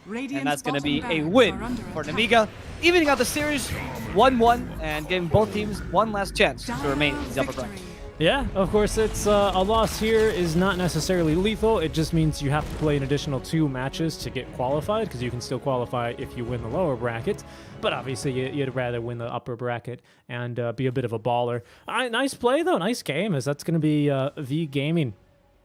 They're going to drop game number 2 to the likes of Nemiga. I want to say that mid lane Pangolier versus the Void Spirit, that matchup got a bit out of hand. It felt like Pango was doing everything we expected the Void Spirit was going to be able to do, which is a little bit more impressive given that Pango is way more cooldown reliant earlier on anyway. Yeah, but I also feel like there was a bit of a... I feel like there was a bit of an issue with the Void Spirit in general. I find on both games I've seen a really weak mid laner from this team, honestly. I'm not the biggest fan of V Gaming. It feels like he needs more experience in competitive to understand when it's okay to fight and when it's not. And when they do give him a much more like reliable mid laners like these, like he's not fast enough when he plays the Void Spirit to actually justify him being so crazy. But he's also not consistent enough to play a reliable win condition mid. So it's just some weird middle ground. He needs to go one way or another. Right now he's sitting on the fence and nobody likes those people. Yeah, and it's kind of crazy how, again, given the fact that you had 3 pretty hard counters to the Pangolier, he still actually comes out on top. I mean, I guess that's why you have a level 27 Pango, right? It's got to be something like that. But that's game number 2. We're going to be going to a game 3 here in just a bit. I'll pull up the other game going on right now because I might as well. But I need to take a bathroom break. It's fine. Just give me the other game. I'll talk over. Alrighty. Unfortunately, I can't use your camera, so I'm just gonna have to leave it on directed camera. There are Russian casts, of course, but it's pretty BM to use their camera. That's true. That's true. So I'll I just want to be able to watch it. Yeah, directed camera. So I will be right back. I'm gonna remember to unmute myself this time, so when I talk about a vague statue, people will understand then the joke that I'm going to make. So I'll be right back, but Avo will still be here on his own channel, of course. So see you in a bit. Thank you. Thank you, man Mardigan, by the way, for the sub, dude. And it should be showing up on stream. If not, Richie has not set up the overlays correctly. Anyone, thank you for, of course, following the channel and helping us out. We are doing all the CIS close qualifiers, and we'll be rating you guys to the EU close qualifiers. So people asking, I believe Gork is going to be streaming because ESL did allow the players to stream for this season. Yeah, it's going to be, he's on a 5-minute delay. Yeah, he's only going to be on a 5-minute delay, and I know there's going to be another stream with a 10-minute delay. So... what was I gonna say? Yeah, I've set up your browser. I've set up your browser source correctly, but it didn't work. It didn't work. That was a huge fight up top, by the way. The Ravage doesn't do actually enough because Wukong's command just completely zones out the entirety of QWERTY. They're gonna lose the Ursa in the middle of Wukong's command. He tries his best to kill the Bloodseeker. It's not gonna work out thanks to the telekinesis, and everyone is dead. Well played. The only team that still plays the Bloodseeker often consistently at PvP. They do like it on Celebrity a bunch. I don't think it's as good as his Brewmaster, but it's up there. He likes playing these kind of carry-like off-laners. And it works nicely for him, but I feel like Sonny Monkey King has really did the trick there. His positioning in Wukong's command was on point there. And he shows the power of the Zonat skills, right? Something that people usually don't speak about. You know, Zonat is obviously always to punish people that want to play in or to punish people on certain choke points, etc., etc. As Ido is dying here. I don't know if DK can continue to fight this. Yeah, it seems like he's not really bothered. Laurel is just going to continue until NP is dead, and Ido will for certainly die, as they also have the blood right onto him. Petru is also in a difficult position. A Celebrity doesn't want to let him live whatsoever. He's near the enemy tower. He's going to try to sack himself against the towers and waste as much time as possible, but he is dead. Yes, I feel like often the Wukong's command is particularly good against certain heroes, like particularly Ursa and stuff, that have to hardcore commit to these fights. Because you don't really have any other option, right? Once you commit to a fight, as say in Ursa, especially when you have aged or anything, you don't have any way to escape. So the Zonat skills are very weak against heroes like Slark or Bloodseeker who have permanent mobility. But against heroes that just go in and can't do anything else, they absolutely crush him. And now that the armor's been added to Wukong's command, there's a really useful ability at these kind of aggressive run-at-you cores are usually very difficult to deal with if you're a melee carry. So I like the monk kicking as an option there. What is this DK set? I was thinking that too. What the fuck is this DK set? I've never seen that. It's like the dragon is very interesting. I mean, the sets for DK in general are incredible. You can tell Valve favors China when you see what they do to the one dragon hero, right? Because of course in the, I mean, I guess I'm thinking Jakiro is closer to a. I would say that Jakiro is probably closer to like a European dragon. You know, he breathes fire. He's not like a good dude. He's like a very wise mystic dragon. Whereas it seems like DK is closer to the Chinese version of the dragon. So DK is much more favored in China than Jakiro in general. Because he's longer, right? The whole idea is that dragons in Europe have much bigger legs. And dragons in China are more long and lengthy. But I guess the whole human aesthetic and the medieval knight aesthetic, I don't know. Interesting. I love his sets though. I think the black DK set, you know, the one that's like crimson-ish and black, is one of the most beautiful sets in Dota. I don't think you need particles. I just think you need like a solid knight. It's always nice to do. What the hell is Gutsy doing up here, by the way? He has Ravage and Blink. When you go straight Blink on a Titan, you know your lane did not go well. This is when you're like, hey, guy. Oh, right. He's a no. I was gonna say he's a support Titan. No. No, he was a 5 Titan. Okay. That makes more sense. So he went straight Blink because you need the 5 Titan to be more of an initiation. The Ravage is somewhat useful. There's no way you're getting away from this alive. If you kill Puck on top of this, though, this would mean trouble. The Ursa is just got his Basher, so now you can deal a bit better with Monkey. One of the difficulties about Ursa against Monkey compared to, say, like a Troll is that you can't really build mixed damage in Ursa. Unlike a Troll who can go for MKB if need be. So the Wukong's command is such a huge save against anything you do as Ursa. And if you have enough healing as Monkey as well, Ursa struggles to kill you. Even with your rage, you just guide him enough. You use the team around. Top tower has fallen. We're just waiting for the third match, by the way, guys. For those of you who are interested, it's not going to be. We are going to be casting the final match. It'll be the final match for CIS, but we open every day with a bit more CIS Dota. Here the Puck gets cut out. Does have a little phase shift, a little bit of extra damage. Actually kills the Oracle, and Dame, is he capable of making out of here alive? They do miss the Primal Spring, but doesn't really matter. The statue should bother him, but the statue is not fast enough. Bloodseeker does see him, though. They're going to keep him around thirst range. He's not in thirst range anymore, so now they can't tell where Puck has gone to. And unfortunately, because of this, Puck is capable of getting away with murder.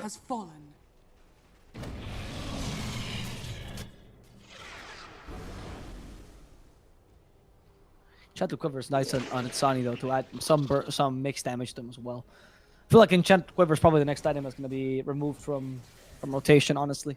This item is a bit too strong on certain heroes. And it's almost usually better than whatever the enemy team gets. I'm glad they kept it, because you need more generically good items like Enchanted Quiver, where there's like not OP on anyone. But I think it's just OP on everyone at this point. Paladin Sword, another one of those items where you're like, okay, generally good, right? Usually your draft doesn't depend on if Paladin Sword is good or not. Or some items that got removed from last season that were a bit problematic. I mean, Iron Talon obviously was really problematic. I can't think of any tier 2 items that were really bad, particularly. I can't even think of any tier 2 items actually removed. Oh, Vampire Fangs? Yeah, Vampire Fangs is pretty bad. Vampire Fangs is pretty shitty depending on the day. Thank you for dancing, Piero. Welcome back, Richie. Alright, I'll talk in a second. Smoked up VPP. They don't win this, they lose the potential chance of staying in the upper brackets. You certainly don't want to be in that position. Especially, again, like, I've seen this position from other teams. I remember when Thunder missed the 2 majors. And Thunder had a... So, before they actually qualified to LA Major, Thunder was one of the big teams, right, coming into SA. And they missed their chance at 2 majors because they did some last-minute roster changes. They lost their open qualifiers, which is a bit of a chance thing, honestly, because if you get a team that beats you and you get a bad match, then you just lose. And they were so nervous. I remember talking to the manager, and he was saying, I mean, we have a sponsorship, but like the sponsorship kind of requires us to play games. So the indefinite sponsorship kind of turned into, it was a breach of contract because they were not playing any games. Because the whole DPC was over. And so I feel like VP might be in a similar position where they're going, well, we kind of have to at least make it to the season to actually still be sponsored by VP, sorry. Laurel playing in against the Ursa. Seems like Ursa's struggling to fight this still. No, he TPs immediately. Do they have a Basher? They do not. So it's impossible to stop his TP. Monkey Kings these days not so keen on Basher if they can avoid it. Not much of a need this game. You might want one on Bloodseeker though. It's not bad on Bloodseeker sometimes.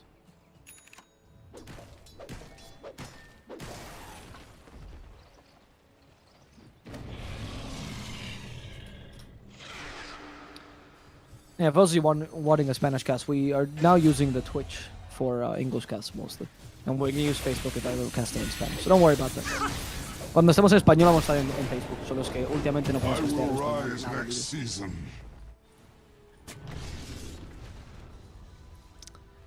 Tengo una pregunta. ¿Dónde está la biblioteca? Me llamo Tipo, la araña discoteca. There it is. Discoteca, muñeca, perro manteca. I don't know the rest, unfortunately. I forgot it. I don't know the rest either. That's one of my favorite raps. And I'm Spanish. You know, it's supposed to be like what a lot of people probably call offensive nowadays, but I thought it was hilarious. It's wonderful. Nah, I mean, I don't think it's offensive because I think there's a different culture about learning Spanish in America. Given if you live in a major city, well, I mean, honestly, if you live in a major city, there's a good chance you're going to interact with someone once in your life using Spanish, and having a cursory knowledge is going to be a net benefit. No, what I've learned from your country, Richie, is that I don't get to decide what my culture is offended by. Someone with that heritage, that's like 1/10 of that heritage, will get to decide that for me. So. It's not really up to me what I'm offended by, Richie. Yeah, well, you know. It's up to Jim Smith, Victorious Sanchez. That's what you get for being a European male, Alvaro, huh? How's it feel? Yeah. I really fucked up on that front. How's it feel? Well, we'll be taking a look here. Our next game should be getting started soon. Looks like lobby is launched. I can't imagine it's live yet, though. Or it's probably still on that delay, so we're going to wait a couple of more minutes here. Because this game's at a pretty key turning point. Like you were talking earlier, VPP could be in the lower bracket off of this one. I think that'd be quite a shock. Were you listening in on that and you weren't saying anything? Oh, I was listening the entire time, yeah. You just stayed quiet. I just stayed quiet. Just to know where we stand. Yeah. Cool. Oh, yeah, I'm sitting, but yeah. When Ursa is getting bashed more than he bashes Roshan. This feels pretty bad. What's he called? Japan Slayer. Wait, I didn't notice that. Jamie the Japan Slayer. Wait, who? Jamie. Immortality. Like the Ursa. The Ursa? Japan Slayer. Oh, I guess he is. He's not even like a Japanese Slayer. He's just like he slays the whole country. You know, I don't know. Maybe he's a Russian sailor in 1904 after the Russo-Japanese War. He could also just be an earthquake. And he's saying he's as impactful as an earthquake. That could be it too. That could be it. I don't know. I have no clue. That's an interesting name. I mean, anyway, as a weeb, I feel threatened. So He's a certified weeb as well, this guy. By the way. He's, I want to poll, guys. I wish I could do Twitch polls. Can you not? Are you a weeb if you only read manga and you don't watch anime? I think not. Can you not do a Twitch poll? I'm pretty sure you could do a Twitch poll. Radiant are scanning. Oh, you can do Twitch polls. Yeah. Let me do a Twitch poll. Oh, I don't even... Oh, there we go. Manage poll. Are you a weeb if you only... All right, there's the poll, everyone. I got it. Don't worry. No, please. What's the poll? Both manga and anime qualifies as weeb. No, I'm already losing this fight. This is not good. I need a new chat. Don't worry. The poll is, should we return to Monk with yes and wear banana? Has been killed. This is the weirdest meme I've seen. Guys. It is a really weird... I don't understand it. They're going to fight. Here it comes. All right, Ursa. He got jumped first, though. He couldn't get the BKB off the Ravage, though, to try and turn it. Enraged, BKB, Bloodseeker, first hit bash. He got the Yule Scepter. Is that a Wind Waker? No, he's got a Yule's. It's an off-lane Bloodseeker. Tried to break the coil. Couldn't. He's still alive, but the puck should be able to finish him off. Fate's Edict's going to keep him alive a little bit longer, but there's going to be the second life now for Ursa Warrior. Fuzzy Wuzzy hoping to TP out in time, and he's got it. He's out of there. Unbelievable. Bloodseeker was hilarious. After that fight, like, he played such a good fight, Celebrity, right? He managed to rupture the Ursa, he forced a TP, which, I mean, at the end, they didn't get the Ursa, but it was still pretty decent play by Celebrity. He survives that, and then he just decides to walk as to where the enemy team was hiding, just like, I hope there's nobody here that can Earth Spike me and murder me. That would be awful. And they just absolutely do that. Oh, they do kill Petro, though. And Monkey King just jumping in like a madman. Round 2. Can they get using time? There's a Ravage, though. Monkey King could be in trouble. Has a fair amount of armor, and that Butterfly is keeping him alive. Little damage from the Ursa. Xani is looking for any kill he can find, but unfortunately, he's been stopped with Sprouts. He is the Monkey King, but he's not like breaking trees. Xani might be in trouble now. Fair amount of damage. No false moments just yet. They need some healing for him. They need to heal him a bit faster than that. Xani will use the creeps instead to get back to full HP. But that means no boundless strikes for a while, so he's just gonna have to retreat. That was a refresher. Okay, good. I was about to say, there's no way that was a natural occurring Ravage, right? He did use the refresher shard for that, and they didn't get a single thing out of it. Big win. Oh, you know, like a naturally occurring Ravage. You know how every now and then they just kind of come out, right? You know, like a fart. Like off a cooldown. Yeah, sure, like a fart. Yeah, that was actually really impressive. They might even get Puck here. Dragon Tail? Oh, goodness. That's a really big death. This should be at least one. Ursa is trying to catch someone in the backlines. Or sorry, Celebrity's trying to catch Ursa. Okay, but he did waste the 8 of the Yules. Now Celebrity's dead. Oh, the Glimmer! Or maybe not? Glimmer Keep saved him? Is the bash? Bash? No, Xani. A whole 4 hits, huh? And no bash. That's really that's BKB though, down to 7 seconds. That's significant. He's used he's used 2 BKBs to just TP away. useful. That's pretty bad. All right, now they're going to go up to high ground. This is looking pretty good. Elder Dragon form just used level 3. By the way, Falcon Blade on our mid lane Laurel DK. I wonder at what stage he decided to build this one. Probably his first item, I'd imagine. Instead of Soul Ring. Maybe he sold his Soul Ring, I don't know. This is going to be, this is a lane of barracks here, right? It's not quite the win, though. Ursa is still scary. I thought they could continue to fight that because they have Wukong's command available, but I can see... I mean, they also had half the dragon form, right? So I thought they could force something. There's no other objectives on the map, so you just retreat to farm, which is not ideal. I feel like if you watch some of the top teams, they'll squeeze out the last bit of efficiency out of their draft, right? I can understand why you're scared, but you just need to kind of use this because otherwise you die based on how passive you're playing.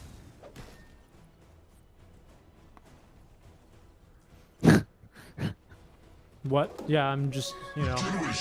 I saw a comment that said, we've been proud, so I'm just happy. Oh. Thank you, brother. We've been proud. We'll take Raise a look raise your symbol, where's the weep symbol? The I. It's the, yeah, it is. It's, oh no, they ruptured an illusion. They got baited by the illusionist cave. Oh, but no. they stole the lion, though, and they killed the lion, at least. Ravage has been used, but not to much effect. At least they do kill the Oracle, though, in the backline. So that's Ursa. Hashtag to the BKB. Oh, they blocked his path from escaping with the Sprout itself, which means Ursa, I don't know, he's going to get out of here anymore. He has a TP. Can they get... Oh, okay. Never mind. Sorry. They repositioned themselves in PvP, so they didn't want to hunt the Ursa down. Yep. He did force another BKB. That's 7 seconds. Now it's down to be pretty much useless. Under attack. Not quite useless, but yeah, right. Totally. It's a spell and like to get their more power off, and that's it. Yeah, you know? Yeah. It's getting there. It's getting pretty close here. I think maybe let me go ahead and check on this one. I'm afraid I won't be able to reconnect because of that bug again, though. I'm just checking. Oh, all right. Their draft is 4 picks in, 2 Nemiga and V Gaming, or 2 picks each, I suppose. But they're about to enter the second picking phase. Let's go into that one then, right? Yep, I'm in. Sadness, guys. So I was excited to see how this one ended, but we work them into the Nemiga game. So yeah, and a game 3 is always going to be real exciting. We might even get a game 3 for that other series. Only time will tell. Once again, going to the Pangolier, and get this, Avo, picking Pango yet again into the Bloodseeker.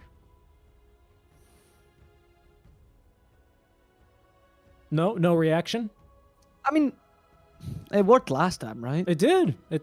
I'm just saying. I feel like both times they just say, my Pango is better than your mid lane. Like, I think Nemiga, when they did that, is like saying, nah, my mid laner is better than your mid laner. Suck on that one. And that's pretty much how they won the last game.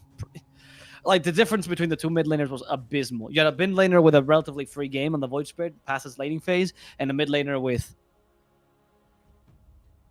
the most countered game of his life, and he still won that, and he played much more effectively. I don't know.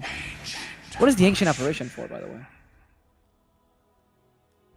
I am processing an answer, and Because I like think he's not good with Bloodseeker in the lane, so I'm assuming it's gonna be Rubik Bloodseeker now, Bloodseeker offlane.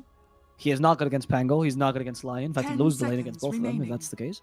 And the Alchemist and Io were banned by Nemiga, 5 so seconds remaining. I'm not sure. Maybe to prevent a Morphling. That's the only thing I could see.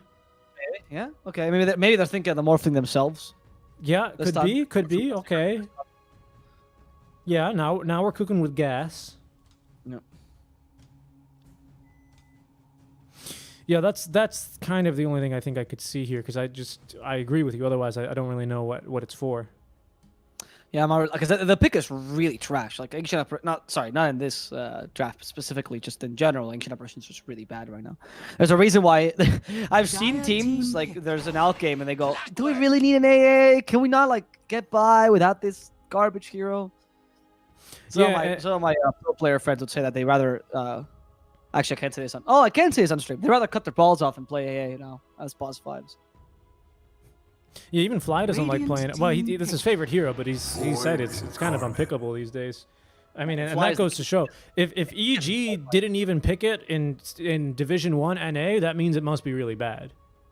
That's true. And yeah. that's not a shot at EG. I'm just saying. I mean, they basically cruised through Division 1, except for Quincy Crew. That was a 10 very seconds strong series remaining. from Quincy Crew and a very great game overall. Don't get me wrong, and the tiebreaker was very exciting. 5 seconds But you remaining. know, there were some teams where it felt like they could kind of pick whatever, and they just outclassed them. Ice alone probably could just do whatever he wanted, right? They didn't pick Morph, by the way. Now, so they picked Void Spirit again, which is Radiant he team still back. loses his lane against Pango.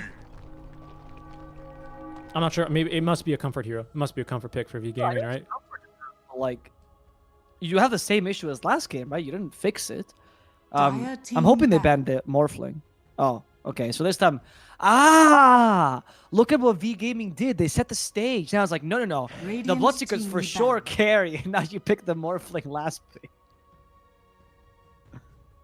Yeah, right. That's what I It's think. not. Morphling last pick is super solid here because Morphling plus Bloodseeker is super good because you Blood Rage the Morphling for the E-Blade, right? And it's super easy to run. But I feel 10 like if you're that seconds scared of it, I mean, it's kind of obvious, right? The AA is a block pick, or the AA is a ban to 5 prepare seconds remaining. either for a Wisp, an Alk, or an Morphling. There's only one of those guys left. And Also, someone in the chat did mention something quite interesting, which is Morphax with the A broken? And I mean, I didn't team consider that, but probably not bad. It might be okay. I don't know if it's worth going for the Ags for over. I mean, it's nice because the benefit of it is that it's not like a burst Ags, right? It's not like I don't know. It's nice because you can consistently fight with it. The 10 morph seconds remaining. AA Ags is nice for the same reason that it's nice to buy Ags when 5 you have seconds remaining. what's this guy? A Pango, not a Pango, a fucking Spirit Breaker on your team, right? Because you just constantly bulldoze. You're constantly bulldozing. So it always has utility compared to a lot of the other Ags you can buy that are a little bit more Radiant team pick. unique, shall we say, right? You're not always going to be able to get the best usage. So I like it. It's a lot of damage. The bonus attack speed is really nice as well. The bonus attack range is really nice to have with it. Of course, it removes cooldown on chilly fingers. But the issue I see with it is that you have to be in AA form to use 10 it. seconds And that guy is remaining. made out of paper. So one stun and you are die, especially with a clockwork here. 5 That's the issue I seconds see. remaining. Plus Pango is a hard counter to that because lucky shot. Actually, that's a very good point. Yeah. I mean, I could imagine it being like a gimmick, and if you were trying it out in like a specific draft, but I feel like it's not justifiable in a meta with AA is kind of trash. A good pick here, by the way. Again, Underlord I will suggest it again because I love the Underlord against Bloodseekers. They're really solid. But I actually kind of like the DP. Oh, never mind. Band, yeah. That's what I realized. I like the Underlord. Underlord's very solid. Because obviously I would say Mars or Tide first, but Mars and Tide are both banned. So Underlord is a solid pick against Bloodseeker, really good against Void Spirit, because of course you can kind of guess where the Dissimulate's going to go. Astral Step is really annoying. It's a good combo for your team. Gives you some solid team fight that you already have. So since you already have a lot of stuns, the root it adds a lot to that team fight by having a bit of zone out as well. And Reincarnation plus Pit of Malice is brutal. This is I see. Wait, you're saying that this is for Nemiga. They should pick it, right? Yeah, this is for Nemiga. Okay, yeah, okay. yeah, sorry. I don't like the Underlord for V Gaming. Yeah, I I mean neither. I think it's okay. Well, I don't like it much against Pango, especially if Pango's going to go mid. Yeah, roll up is just too damn good. Like I since you banned the Beastmaster already, right? I feel like you're running out of offlaners that are that useful. You can also go for the Enigma again. I feel like Enigma's fine here as well. But you're up against a Rubik, so maybe that's the one Dire thing, right? team pick. Axe. Oh, okay. I'm not opposed to the Axe. I don't think it's the best pick in the world, though. In the lane, a good Bloodseeker is good enough against Axe. You don't like struggle in that lane too much. I mean, you are. AA 10 is seconds hot remaining. garbage. So I guess if AA is like the 5 here against Axe, you're gonna 5 maybe seconds struggle if it's like remaining. Axe Clockwork, because Clockwork is a good counter to Bloodseeker in lane. So. Yeah, I can see why they wanted to go for more lane pressure. I still find the Underlord better overall, but I don't think the Axe is bad. I'm trying to think of what even you run here. I mean, I think if you run Morpheus, it's too weak. If you run Morph Yeah. AA, your lane doesn't exist, right? It's If you run made out Morph of AA, water. you run Morph AA Rubik, and that's the only way to. They literally breathe on that lane and it melts because AA is ice. Yeah. I'm thinking. I'm on the lines of like Monkey Slark. That's the 2 heroes I'm thinking about, both for Wraith King and for Axe, and okay against Pangolier. Slark's not bad. The only issue I have with Slark is they have a lot of ways to damage you through Shadow Dance. That's the only issue. And for Monkey King, they have a couple ways to push you out of the. Yeah, and I could very easily see a Clockwork with a great hook shot, Cogs to isolate him, and then just Battery Salt to prevent Boundless Strike from coming out, which is super annoying. It's kind of the same thing with Wukong's. I mean, I like it. DK, You may what's the now play select here? your What's the play? heroes. Who's going safe? Is it a safe lane, DK? It is. It'll be a DK off lane. It's kind of weak. Like it's okay because you kind of needed a consistent stun, and if you run, I think now you run the DK with Dragon Knight and you run Rubik with Bloodseeker, You run the DK with Dragon Knight? What was that? right? Because I think that actually makes more sense because you have a way to trigger Cold Feet. You can actually put some pressure with these 2 heroes. Oh, you run the okay. Got it. Run the AA. Got it. What would I say? You What did I said say? run the DK with Dragon Knight. Oh, fucking idiot. You know, like Donkey Kong, Return to Monk. See, it's all full circle. Why use many words when one word seems good? Where banana? I like it. No, I think at least that's a combo, right? That way, at least your AA can be useful in this lane, because that's what something that AA brings. It's a lot of damage. Yeah, exactly. And DK brings a fair amount of stuns, right? And you're also not going to die, so it's like nice, right? I feel like it's a decent combination enough to justify the pick. I still don't see why you picked up a fucking Ancient Apparition though. I also don't quite understand the point either, unfortunately. I thought it was a block pick. Maybe you were thinking about the Morphling, and then once you saw the Axe, you were like, probably not, right? Because the lane is too weak. Yeah, that could be it. Oh yeah, let me open up the predictions here. Yeah, but I also feel like your within channel that, right? points.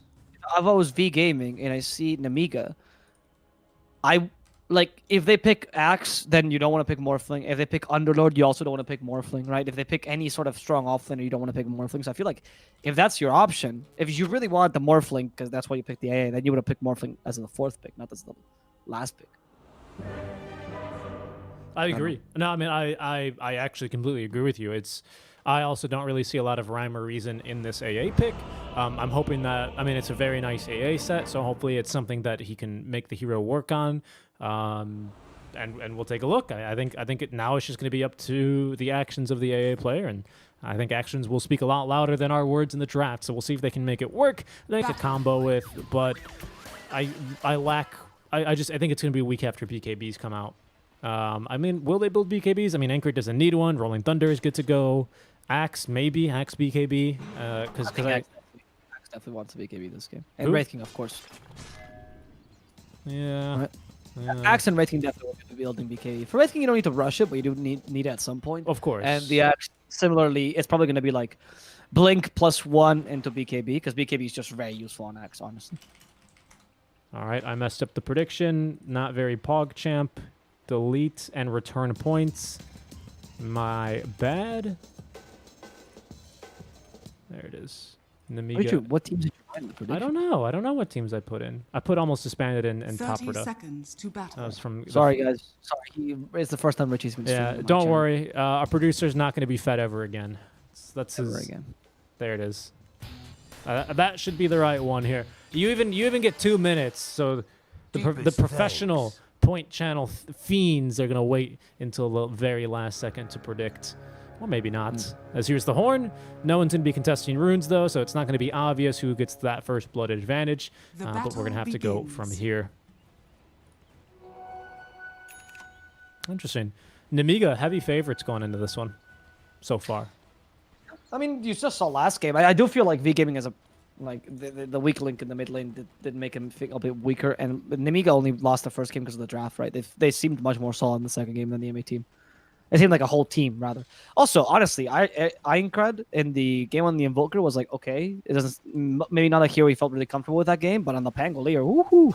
Master tier Pangolier, not for show, huh? Yeah, level 27 Pango. It doesn't just do it for the beep beep.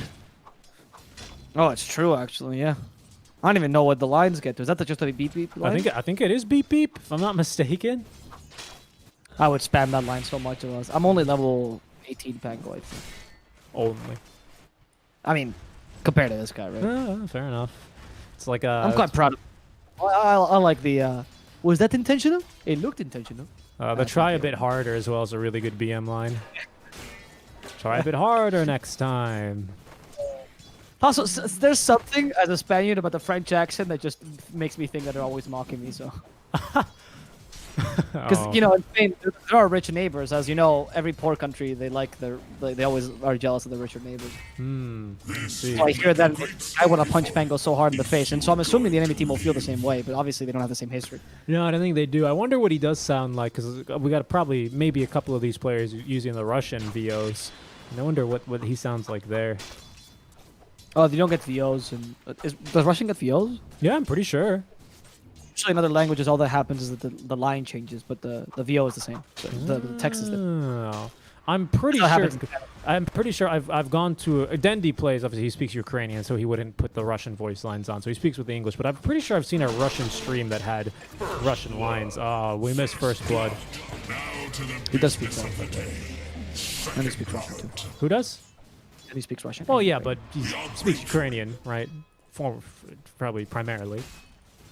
Oh no, it's his native language. I'm saying he also speaks Russian. Much like Puppy speaks like 15 languages. I don't even saw. Does he really? Because in Estonia, like you do learn, he knows Estonian, of course, knows Russian, English. He speaks a bit of like some of the other languages down below. I think he speaks a bit of Polish as well. Oh, that's impressive. That dude is very cultured. I know. I'm not surprised, honestly. Have you seen Puppy? He seems like a very well-put man in the injury. Uh-oh. Lion Axe lane is starting to get a bit difficult here. X for V. Bloodseeker against Axe is not bad, but the AA really adds nothing to this lane. So AA is just trying not to die, and you're like, but you're my support. You're supposed to die for me. But honestly, here that is counterproductive. Bloodseeker did go for the 2 points and thirst. Usually in lanes like these, you actually go for the 2 points and blood right a bit earlier because you need to be able to last hit the range creep. But he just thinks that he needs to heal a bit more, which is justifiable. If you go for the 2 points and thirst, you kind of have to tell your team, hey guys, I need to use this or like hit people so that I can actually have the movement speed to last hit the range creep. That's true. Are they fighting anywhere else? They're kind of fighting bottom, right? Lodin is going to facilitate for a lot of damage here. They might even get a kill. Telekinesis, level 2 Fade Bolt. Maybe with one extra right click out from... No, Destroyed can't get in there. Now with the cogs, I mean, he'll get it. And kind of an interesting move. I think he could have been able to just escape there. Might end up getting a kill. No, okay. I thought maybe that he would have just been able to run away, and he pulled him into cogs and then gave him time for the breathe fire. Every single time that that you see someone going into DK, you always do the one hits like, let's see how much damage I'm doing, and then you go, nope, I'm not gonna kill this. Didn't really do anything. He healed a little bit less this second. I'm in danger. Right? It's like the same thing when you're a support and you're playing into Timbersaw. Are you like, am I hurting him or healing him every time I hurt him? It's true. Every time I hit him. I literally don't even hit Timbersaws. As soon as they put the second point into reactive armor, I don't even right click them anymore. It's not worth it. Yeah, because in our rank, they don't actually aggro the creeps, so you're giving them reactive armor because they don't know how to... But when you're at higher ranks, then you might as well. But first, oh boy, you should see me play Shaman and just run at Timbersaws at level 1. It's amazing. And then immediately I change my tune. As soon as he hits a level 3, I'm out of there. Yeah, I mean, this bottom lane's gone nicely for Wraith King, but not much better than Bloodseeker, right? So I don't think it's... Like, they both farm relatively fast, and honestly, for the bad lane they had up top, it doesn't seem too bad. Pango struggled much more this time. It feels like Doldrin was just like, guys, give me a second try. I'll beat this Pango this time, and he is doing that, so kudos to him. Like, by a lot, actually. Like, By a lot. considerable difference between this and last game, Yeah, honestly. by a lot. 7 CS with 11 denies. A 7 CS advantage with 11 denies, that is. Yeah, that's huge. And he's going to be picking up a bottle. He's stealing the rune. He's got a haste rune as well, so I think he might be able to beat him to the punch, especially if he TPs. Yeah, no chance. In fact, he might kill him. There's no swashbuckle. Nah, I mean, that's a bit hopeful for him to die. Yeah, especially if the range creep jumps in the way. Mr. President, get down! Good little range creep. He even used the glyph there to make sure the creeps didn't die. Very smart of them. Right. It was the glyph was used doubly to make sure the creeps didn't die. You could block it, and also for the top lane so they could continue the push. Yeah. So it was a very well timed glyph. I love the glyph usage that people can come up with in pro games, honestly. It's so much more creative, because obviously they're not afraid of their team flaming them because they have communication. So you can get much more creative strategies like glyph. But in this game, it does seem like the DK pick worked kind of nicely, honestly. Breathe Fire is really good against strength carries because they usually don't have enough attack speed to... Like, their DPS is usually lacking, so they have usually like one big crit. Think CK, think Wraith King. They depend a lot on their base damage as they like to tank up and deal damage at the same time. So that's one of the advantages of being a strength core. And obviously, Breathe Fire takes away your base damage. They're going to go for a kill mid. There's the beep beep, and he's in pinball zone. This is hell for a Void Spirit. But do they have enough damage, though? They do have one last swashbuckle. Oh! Never mind. He actually just barely got away with the Simulate. So he's going to be fine. In fact, his health screen is going to go down. Doldrin guaranteeing the kill for himself. And Pango really considering murdering but here's the Iodine. Oh, Lodin, sorry, will come by here. Ironcrad does with the swashbuckle. Gets the kill on AA as he also murders Doldrin. That was a beautiful swashbuckle. It was. That's what a massive... And a really nice cogs there. I think they forgot to tell the nurse that he has an iodine allergy. They just absolutely murdered him. I'm sorry. Iodine. Very good. I mean, it's more logical Lodin, right? I mean, maybe. I don't know. Maybe it means something in a different language. I'm just an uncultured pig, okay, so you gotta understand where I'm coming from. Like a look. Nice play mid though. Good rotations out from both supports. You can at this level of Dota, especially when you have a Clockwork and a Rubik actually. Well, who is it? Who the supports rotate? A Lion, yeah, a Lion and a Clockwork. They both rotate beautifully to the mid lane, especially. So you can almost certainly expect them at the 6-minute mark. So a bit of a misplay by Dodrin to just continue playing aggressively when you do have heroes that rotate very easily and are deadly early on. But I understand getting the play for the kill onto the Lion to try and accelerate your farm. Yeah, it seems like he doesn't have enough experience in competitive just yet to find the line. It's something that'll just come with time for both. Right? I don't think it's that big a deal. He just needs to be able to figure out that line. It's definitely the weakness that I've seen from this player. And I've only watched him like in 2 matches, and it's already very a flagrant weakness, which I took advantage of last game. Also good rotation by Clockwork though. Very proactive by Oh yeah, of course. Making sure that was gonna net them a kill, and they also give a lot of space to Chosen One in this regard. And usually giving space to your offlaner early is stupid, but obviously an Axe can take a huge advantage of the space. And they're thinking of doing another kill on Doldrin or having another kill on Doldrin. As Chosen One's also rotating, Clockwork's coming by, but in the end, it's just gonna be a bit more harassment. Chosen One still no Blink Dagger or Vanguard or anything, so you have to play this a bit more defensively. But as long as you have a solo lane down bottom for the Wraith King, you're kind of happy because DK can never kill you. He's just gonna maybe annoy you in terms of farming, but that's it. Yeah, and DK, it's the same thing for the Wraith King, right? Wraith King can't really kill the DK either. So they just hit creep and look at each other and harass each other when convenient. Felt is gonna be zoned away here. He might die to line right clicks or just battle hunger. Down he goes. They'll get the kill there. No dunk necessary. Save you a little bit of mana. Yeah, I mean they did reduce the time for Culling Blade level 1 by a lot, so it's much more viable to just use it even for the movement speed bonus, right? I've seen some Axes do it. It used to be like ridiculous. Everyone Ags used to increase the threshold, right, of Culling Blade. Yep. And people used to just buy arcane. There was a build back in the day with Axe, which is very fun, which is buying arcane boots, and you rushed Blink into the Ags, and then you go in for like a Dagon or something like that, an E-Blade. Sorry, Veil of Discord into Dagon, and then you just go right. I thought it was based on your, wasn't it like percentage of your own HP or something like that as well for one time? So much. That's why the Ags increasing the threshold by 200 was really stupid, but you know, back then anything was working Dota, so. Good times. I remember seeing a bunch of sick plays where Axes would just like dunk a courier for additional move speed to hunt someone down.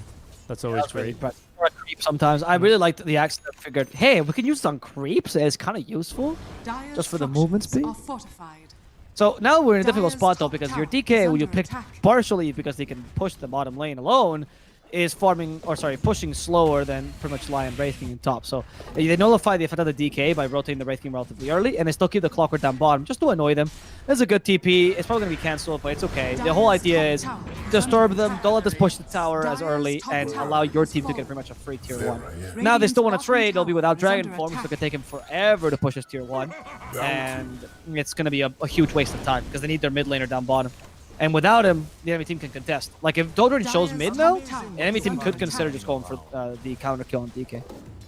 Yeah, fighting's a bit hard until we get either a Radiant's hook bottom shot tower or is under a lion Precious finger though, here. because we don't have any way to close the gap other than Pango. But then, I mean, bottom is not really that great of a place to be farming unless you can bait them like underneath the tower, like down. Oh, you don't beneath the tier 1 tower. That's a great Pango zone. But Axe, he's gone for Hooded Defiance, so he doesn't really die, but he doesn't kill people unless they really mess up. Like, I mean, you're right though. At the end of the day, they get the tier 1 tower, and yours is still standing. They just simply rotate the Axe on through, and they got it. Why does his team love Bloodseeker? Yeah, it's very true. Very true. That's not true. He's an Invoker fanatic. Shut the fuck up. Okay. Loves Invoker. I do not like Invoker. I stopped playing him a while ago, okay? I only play Pango, Bloodseeker, and the occasional Nyx game, okay? That's it. That's my life. Magnus too. That's it. Don't need to look at any of my other heroes and their stats. Don't look at my Wind Ranger. Don't look at my Invoker. We're going to have a kill top lane. Oh, they missed. That's okay. We still have Hex. They're in a bit of a pinball zone with Lion Finger as well available. They're going to prevent the Finger from coming through with a nice Aether Remnant. A little bit of a zap out from the Rubik. Spell stolen is going to be Earthspike, a great spell to steal. And now we're going to get the kill onto Doldrin. You haven't failed. Well, no, they do get some nice. I mean, they get a nice little Lion kill, right? And they also waste their Rolling Thunder, which is a pretty big deal because you're mid lane in Pango, so it's not too bad. The tip, because he's like, hey, I left you for dead, but at least I'll give you some shards or whatever it's called. That you don't actually end up getting. It's just a fake. It's a fake thing. It's all fake. That's like when cores are like, yeah, thanks for dying for me, support. It's all fake. Radiant are scanning. Like, it's a lobby, right? So it isn't really. It's true. It's true. Totally right. No, so Axe went to the hook for the hood. It's rare that we see Axe. Sorry to interrupt you, but mid lane, a beautiful initiation. They nearly get the kill into Anchoret as well. He's going to stay alive on a sliver of HP. They're going to turn, though. Rubik will drop to the Lion Finger. That was great. Doldrin yet again with a nice initiation on the Aether Remnant. They set it up perfectly. 2 men of the Ice Blast, and now there's a Rupture here. First life on the Wraith King. Actually, only life. I think he does have a skill point saved, but he's also got Armlet, so he's not going to die. Yeah, he's okay. This Wraith King does what everyone should do, by the way. If you're a lower rank, say you get ruptured by a Bloodseeker, run to the high ground, dude. Like, don't just stay there because, like, oh, I don't want to take damage. Especially level 1 Bloodseeker Rupture, it's not that strong. Just run to the high ground and then position yourself to fight. And he understood this. So well played. Little small plays by Nemiga that ensure that the Wraith King stays healthy. And right now, because Bloodseeker has no Maelstrom, Wraith King is currently a bit faster on farming than him. They've both gone, I would say, relatively equal space. But once the Maelstrom comes up, usually Bloodseeker can outfarm a Wraith King. Of course, in the case of Nemiga, they're concentrating most of this farm on Axe, which allowed them to go for Hooded Defiance, which is rare, because instead of rushing the Blink Dagger, you actually get an item to tank up. That's going to be really useful this game. That pretty much nullifies the Ancient Apparition, it nullifies the Void Spirit, and this is a pretty good game for Axe to go for Pipe, honestly, later on. I hate that item, usually, but as a third, fourth item, especially this game against an AA, yeah, pretty justifiable. Yeah, I could see it. I could see it. I wouldn't. I'm trying to think here. Yeah, I think that's going to be it. I really like the hood first because I think if you blink in, there's just no follow-up from your team, right? Pango might be there, but that's a big if depending on how the blink is situated, and you usually just can't wait around for a Pango to blink on in. All right, Dragon Tail is going to be dodged by the Yule Scepter. Ice Blast, however, is going to be set up perfectly. Here's Anchoret, though. Shosuon is going to be allowed to live. They've actually stolen Battle Hunger and applied it onto him. The hook shot onto the creep. So Doldrin is free to escape. He does get called here underneath the tier 1 tower, but Doldrin is not going to be able to get that kill. In the meantime, they've lost Rubik yet again early on. Getting ruptured is going to be the Pangolier, so he's forced to swap his Rolling Thunder, and down he will go. Lodin now underneath the tier 1 tower is going to be next. Felt is going to hit him with the cold feet. Nice. Earth Spike is going to completely whiff, unfortunately. That's now a second death, and Hellscream should be the last to fall. Maybe, actually. We don't have mana for... Remnant? Remnant? Oh, that's last bit of mana. TK has to commit to this. Breathe Fire used. They kill the Lion, and the Curtis is like, okay, nope, I still do nothing. Good check. Yep, like No mid-game damage. check. Am I still super weak against this hero? Yes, yes, cool. Just checking, just making sure. If you don't go Radiance against the DK, you're not gonna deal any damage to him at all the whole game. Unfortunately, as Radiant. But your role is not to deal with DK, right? Your role is to actually kill the Void Spirit or the Void Seeker. So it's not that big a concern that you can't kill the DK. But that's something that V Gaming has noticed. Is like, what if DK is just our carry? And it's kind of working out for them. Honestly, yeah, I could totally see it.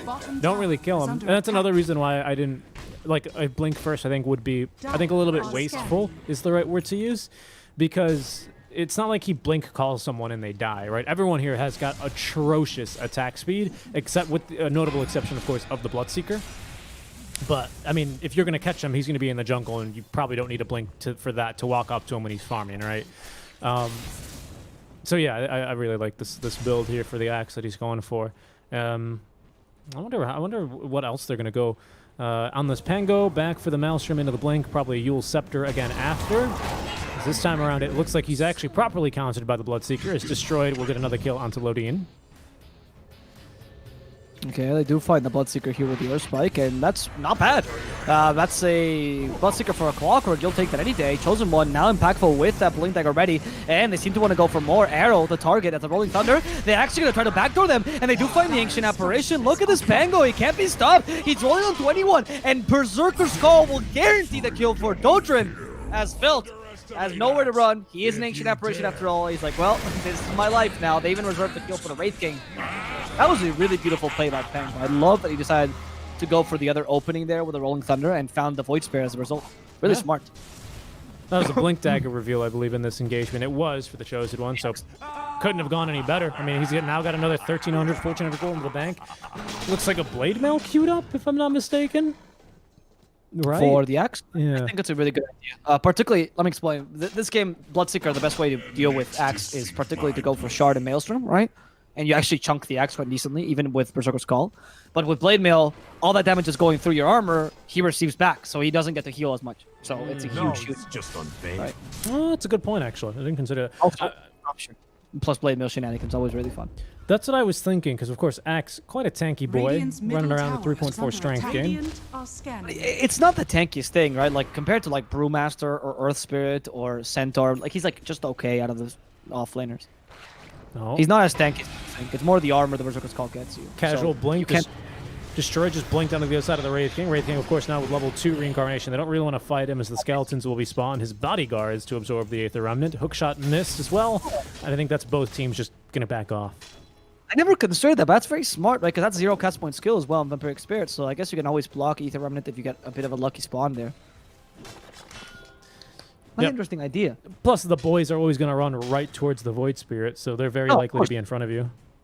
Yeah, but you get the 0.5 second invulnerability, I feel like, when you fall with Heal Scepter or something like that. So you do have time to actually cast it. Well, okay, that's an interesting way to counter Void Spirit. By the way, guys, the Wraith King that goes to Ventilator is not so common these days. SNY is much more common. Fighting in the river? Big Ice Blast Fighting the is river. coming. Particularly Aincrad, very valuable kill. That was just a support, but actually the Pango dying there.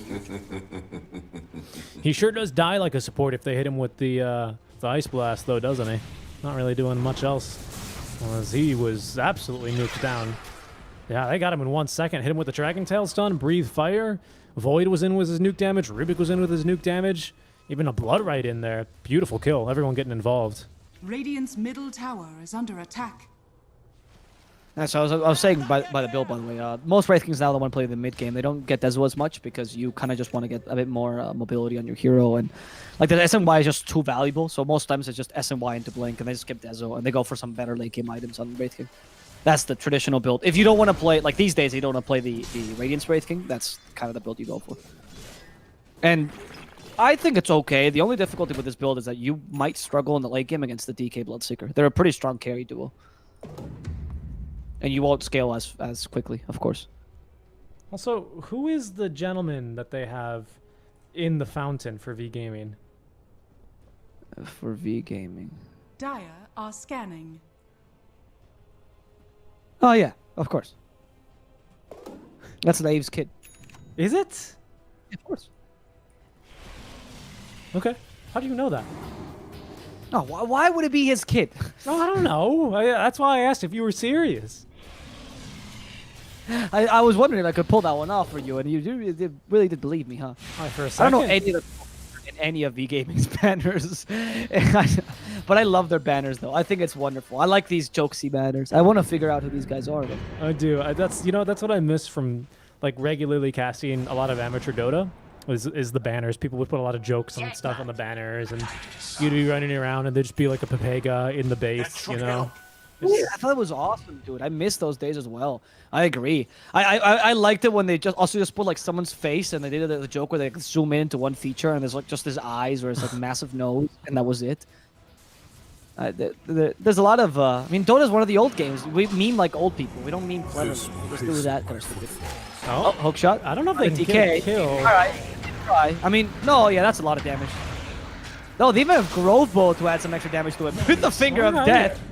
They're gonna murder him. Goodbye, DK. The is called also. They can't catch up to the Void Spirit, but it doesn't really matter as you already got the offlaner. If you can turn this into a tower, that's what you're looking for, really. Yeah.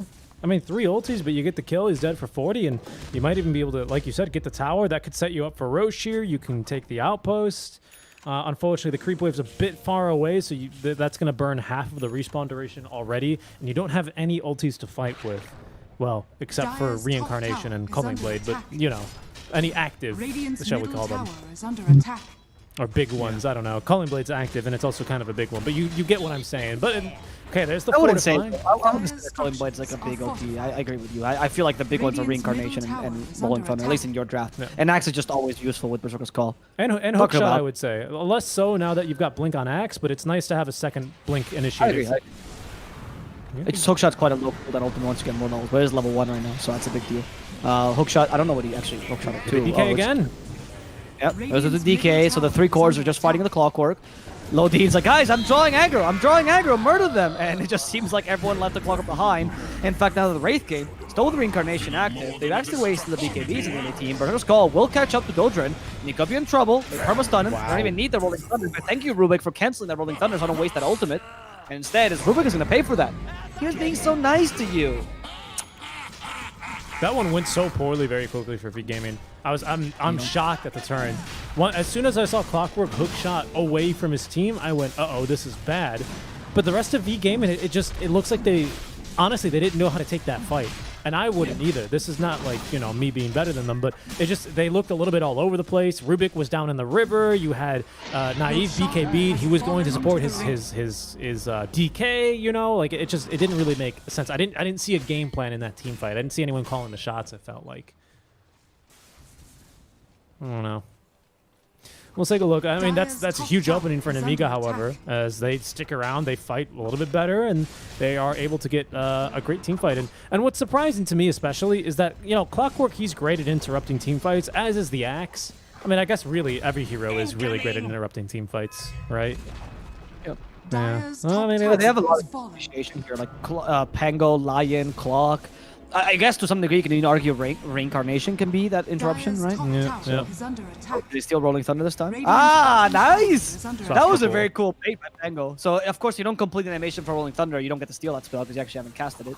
So he just baits it out of the Rubik, and he said, Swashbuckle is fine, but obviously you want to get Rolling Thunder. That's your big goal as Rubik. And Pango's over the world. Like, if you're a Pango player, you know how to do 3 things, right? Apart from playing Pango and everything, you know how to prevent your Rolling Thunder from being stolen. You know how to itemize against a Bloodseeker, and you know where to pinball a Spirit. Those are the 3 like more high-level Pango concepts that all pro players know how to do. And also, not get hook stolen. What do you mean? Oh, they just do hook shot? Yeah. No, hook, like from Pudge. No, I mean the Pango players. Well, what does that have to do with it? Well, because you were talking about the high level plays. I care about Dendy played a game of mid Pudge the other day, and it was great. I mean, there's no Rubik, but he would just rot instinctively, like immediately. Sure, but like you're also a Pudge player. So first of all, Pudge players besides Dendy have a brain, and that's already a tall ask. Well, it was Dendy, so I'm trying to say, funny dude. Funny. I mean, he's awesome. How can you not like that guy? Actually, I would like to ask our chat next time we do CIS. Bait Sever, or what's the team now called actually? They're technically bait, but okay, so they are Oh, they are bait, but even more technically, they're the hustlers. No, they're Hustler slot, but they renamed to It bait. gives him a head start. Right, but they're registered as this Radiant's CPC top season. It tower would is seem under as the attack. hustlers. Oh, interesting. So will That's why I they have say the same technically. Hustler and High Coast that they couldn't change their banners in time? It seems like that is the case because yes, Dire's they've middle registered to the tower Dota has 2 fallen. roster website as the hustlers. Radiant Interesting. are Oh, they scanning. found the DK. I think this kill is likely. Oh, Rolling Thunder. What was it for? For the Bloodseeker instead, but they couldn't catch up to him. Hook shot no. blocked. No, the combination of fails there. What a coordination to fail to canceling that TP. And they also left Wraith King alone down bottom. He's so close to Reincarnation level 3. He doesn't want to die right now though, because if he loses Reincarnation level 2, that's triple the cooldown. It is. It's a long. Do not long, go, you long crazy. deck. I mean, I don't think he cares. I think he might go for it. He would if he had a blink. Yep. He would. I know he would. I've gotten to learn what Kiritich is like. What Is about- that Kiritich or Kiritich? I do not know. I could not claim. I mean, you've taken basic Russian. Oh, well, hold on. Ankrit, he's in trouble. He's dead. Okay, that's the first life. He was 1v5ing, by the way. Yeah, Well, of course. 1v4. 1v4. That's much safer. That's Yeah. it's okay. 1v5. Now that would be crazy. That's just ridiculous, isn't it? Yeah, so the thing with Cyrillic names is you always never know if it's like actually in Cyrillic or not, because a lot of the letters are shared. And a lot of the players, they will add part of Cyrillic, part, like Duracho is part Cyrillic, part Romanized alphabet. Right? Yep. Same with BZZ. Cyrillic is what they call the alphabet, by the way, the Russian alphabet, and a lot of languages from that family have the And Cyrillic it's alphabet. off. Yep. If you can imagine the D from Da, that's a Cyrillic character. Full house. Yeah. And interestingly enough, a lot of the letters are shared by the two alphabets, but they're completely different. Like R, for example, and the Romanesque alphabet is G, and the Cyrillic alphabet, or the Y is U, etc., etc. It's very confusing actually if you know a Latin language, for example, and then you start to learn Russian. It is, 'cause Russian. as I recall, Russian Dire's in structures Russian are starts with a P. fortified. Yeah. Well, Yeah, because it's pronounced Russi, and the P is also like an R. Yep. Very different sound. So that's just always the example I give. Yeah, it's kind of the same alphabet, not really, of course. Dire's My bottom goodness, tower these skeletons is are under pushing. attack. Yeah, I mean, nothing is stopping them whatsoever, right? Literally nothing. Hookshot mid lane. Okay, it's for the Rubik. Arrow could be in trouble. Can't really leave though. Doesn't have a 4-staff. Trying to TP. Unable to escape. Those cogs do look beautiful. man. Radiant's They middle do, nice tower and green. has been denied. I feel like the Rubik Arcana is okay to lose, though. I see so many spells that I can think that. But that's it's the thing. nicer if you. It's a flex. It's a flex. You know, yeah, this black hole is green, but isn't it cool? Yeah, the P just makes the R sound. Yeah, it looks like a P for us, but it's obviously the R. That's what Richie was trying to say. Yeah, that's exactly what I was saying. I was building off of your points to make it clear. I wasn't making a joke about the Cyrillic language. That's genuinely, it starts with a P. it Well, on. the letter P the letter that we call P is, I don't know if it's called P in Russian. It's probably not, right? But that's the letter Radiant's top that tower starts is off under Russia attack. in Oh, Russian. I'm supposing it's just. I actually don't know the names of the letters. I mean, either. It's pretty cool though. It's someone's saying that you study both the Roman alphabet and Cyrillic Boom, alphabet in there school. we That must go. be quite the head fuck in your brain. I'm assuming like obviously when your culture's used to it, it's quite interesting, but I'm fascinated by people that can live in those kind of conditions and how their brain works afterwards. Oh, Destroyer. Lodine's completely alone here. Missed the hook shot out. Was expecting a camp to be there, but there is not. They did get the BKB out from Destroyed. I believe that's a 10-second BKB on top of that. Not a Angle bad actually trade. cleared. I think you should have tried to hook the teammate rather than the camp, because Pango cleared that camp. You should have seen that there was no camp there. Yeah, I think he didn't want to really reveal where any of his teammates were, though. I think as soon as the BKB comes out, it's a pretty big win. I agree. Because right now, Clockwork's going to respawn in 10 seconds, and we won't even have BKB by then for another 30. They've also got the Void Spirit in the mid lane. Can they actually follow up? Looks like they can. Rolling Thunder used just for the kill. Beautiful. That was on point though. Ooh, Pango knew that he only needed like the 1.5-second stun that the Rolling Thunder provides. No more than that, right? These Berserker's calls, by the way, have been on point by Chosen One. I mean, I know it was one of his better heroes, but because there's like a lot of the good heroes like Chosen One, Centaur, Axe, the more traditional ones, and they aren't like traditional offlaners. They're not very often played in this meta. So I don't see him as often on these heroes, but I forget how good he is. Right? His Axe performance has been really impressive this game. Legion is another hero he plays really well. All trash. The patch is just not good. Right. The heroes are bad, right? Not the player. Hero. Yes, I Really knew. good playing them. Dire's top tower is I under just- attack. It was funny. The comedy was, he's so good on these heroes. Legion, blah blah blah, all trash. Just the hard. Arrow dies in the bottom lane to the Cullen Blade. Interestingly enough, Axe is going for the shard, which I haven't seen in a while. I don't even know what it does. Connor Helix has a chance to proc. Whoa. Okay. I liked this talent. It was the biggest meme, but I'm glad they brought it back for a shard.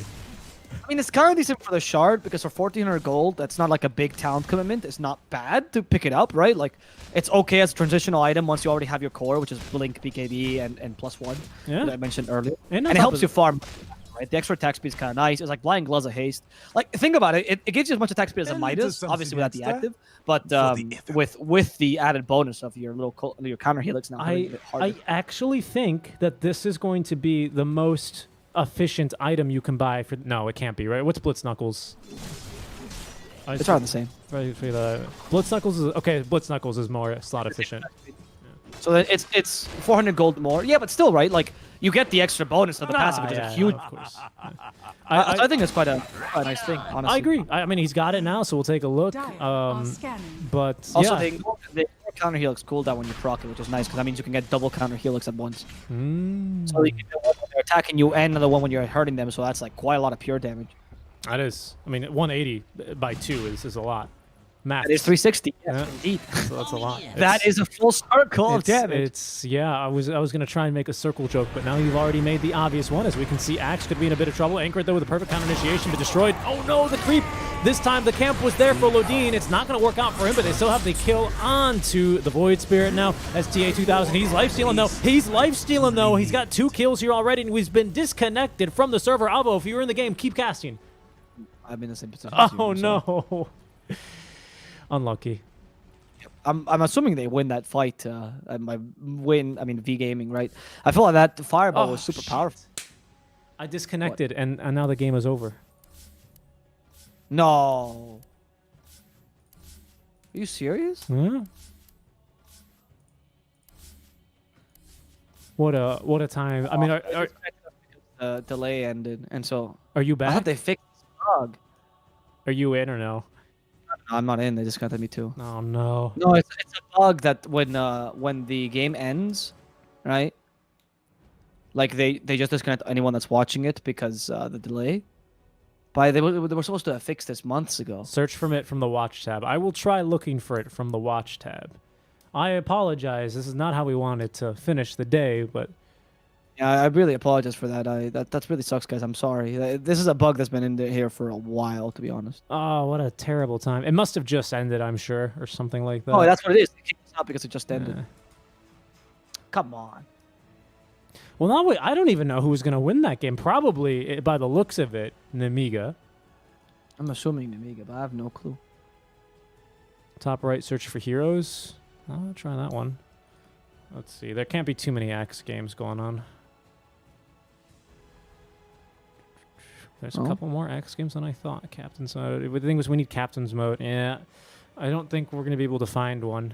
I think it's just gone. That is just like a well-known issue ever since they added the new delays, the new delay settings. Now, for some reason, like especially when it's more than 5-minute delay, it just kicks you every single time that the game ends. But it was supposedly fixed in the patches ago. And, I mean, I Well- feel like particularly you should consider fixing this when like the qualifiers have no official cast. You know, I'm not competing with everyone. We're literally the only cast right now.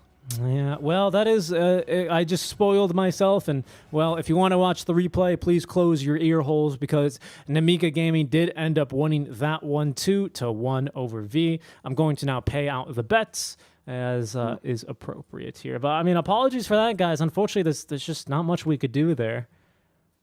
Yeah, we're sorry about that. We're trying to I'm gonna ask some friends if we can find a workaround for the next couple of days and see if so that doesn't happen again. But we hope you enjoyed the cast. It's a really awkward way to end the cast, but it's just what's gonna happen. Dota is still in beta after all. Gonna end the prediction here and give it to Nemiga as well. Yep, I already did that. And And yeah, we're going to be casting all the ESL qualifiers, guys, so don't falter. We're going to be here every single day. And tomorrow we have some interesting matches. I don't know who's going to win from Core Team VP Prodigy, but since that game already ended, and we'll find out shortly. Actually, I'm going to check Wikipedia. Oh, it's Cordy versus Nemiga. Okay. So Cordy and Nemiga tomorrow, Cascade, or the day after. Cordy, Nemiga, and Cascade almost disbanded. And we also have the lower brackets where it's White Tri Torpedo versus and the VP Prodigy versus And then in the DPC, they just haven't... Yep. Give me some really exciting matches tomorrow. I'm going to continue casting every single match here on this very channel. Of course, they're simultaneous. We can't cast both, so we just pick the better matchup. And if you want to, of course, poll and comment and watch whatever match you want, that's you're welcome to ask us to do, though. And if you follow the channel, you'll get a notification whenever we're going live. No longer am I using this as my personal channel. As long as we keep casting on this, I'm just going to use it for like special casts. So don't worry, I'm not going to spam you or anything with links of my personal channel being used. And that's it. Yeah, that's it. We're going to send you guys over to T Governor because he's going to be doing coverage of the EU, the Western EU closed qualifiers. Looks like he's doing. Of course, he's going to be following Into the Breach because the British casters, they got to follow the one British team. But he's actually joined by Mofara, Nomad, and Cap. So make sure you guys tune in there. We're going to send you on over now. Did I put it in correctly? I did. And go be nice to him. Drop a little hello. And we will hope to see you guys tomorrow when we're back when the qualifiers resume. Until then, guys, thanks again. And yeah, we'll see you tomorrow. Goodbye.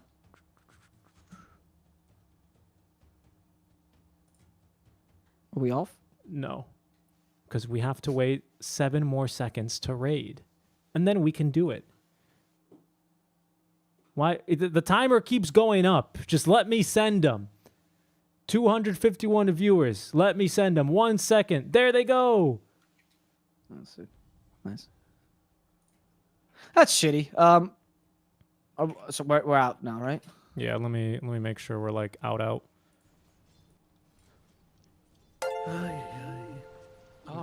big raid. Oh, okay. Thanks, that Avoplus. raid suggests that the series is over. That is true. Oh, wow, you're so smart, Nomad.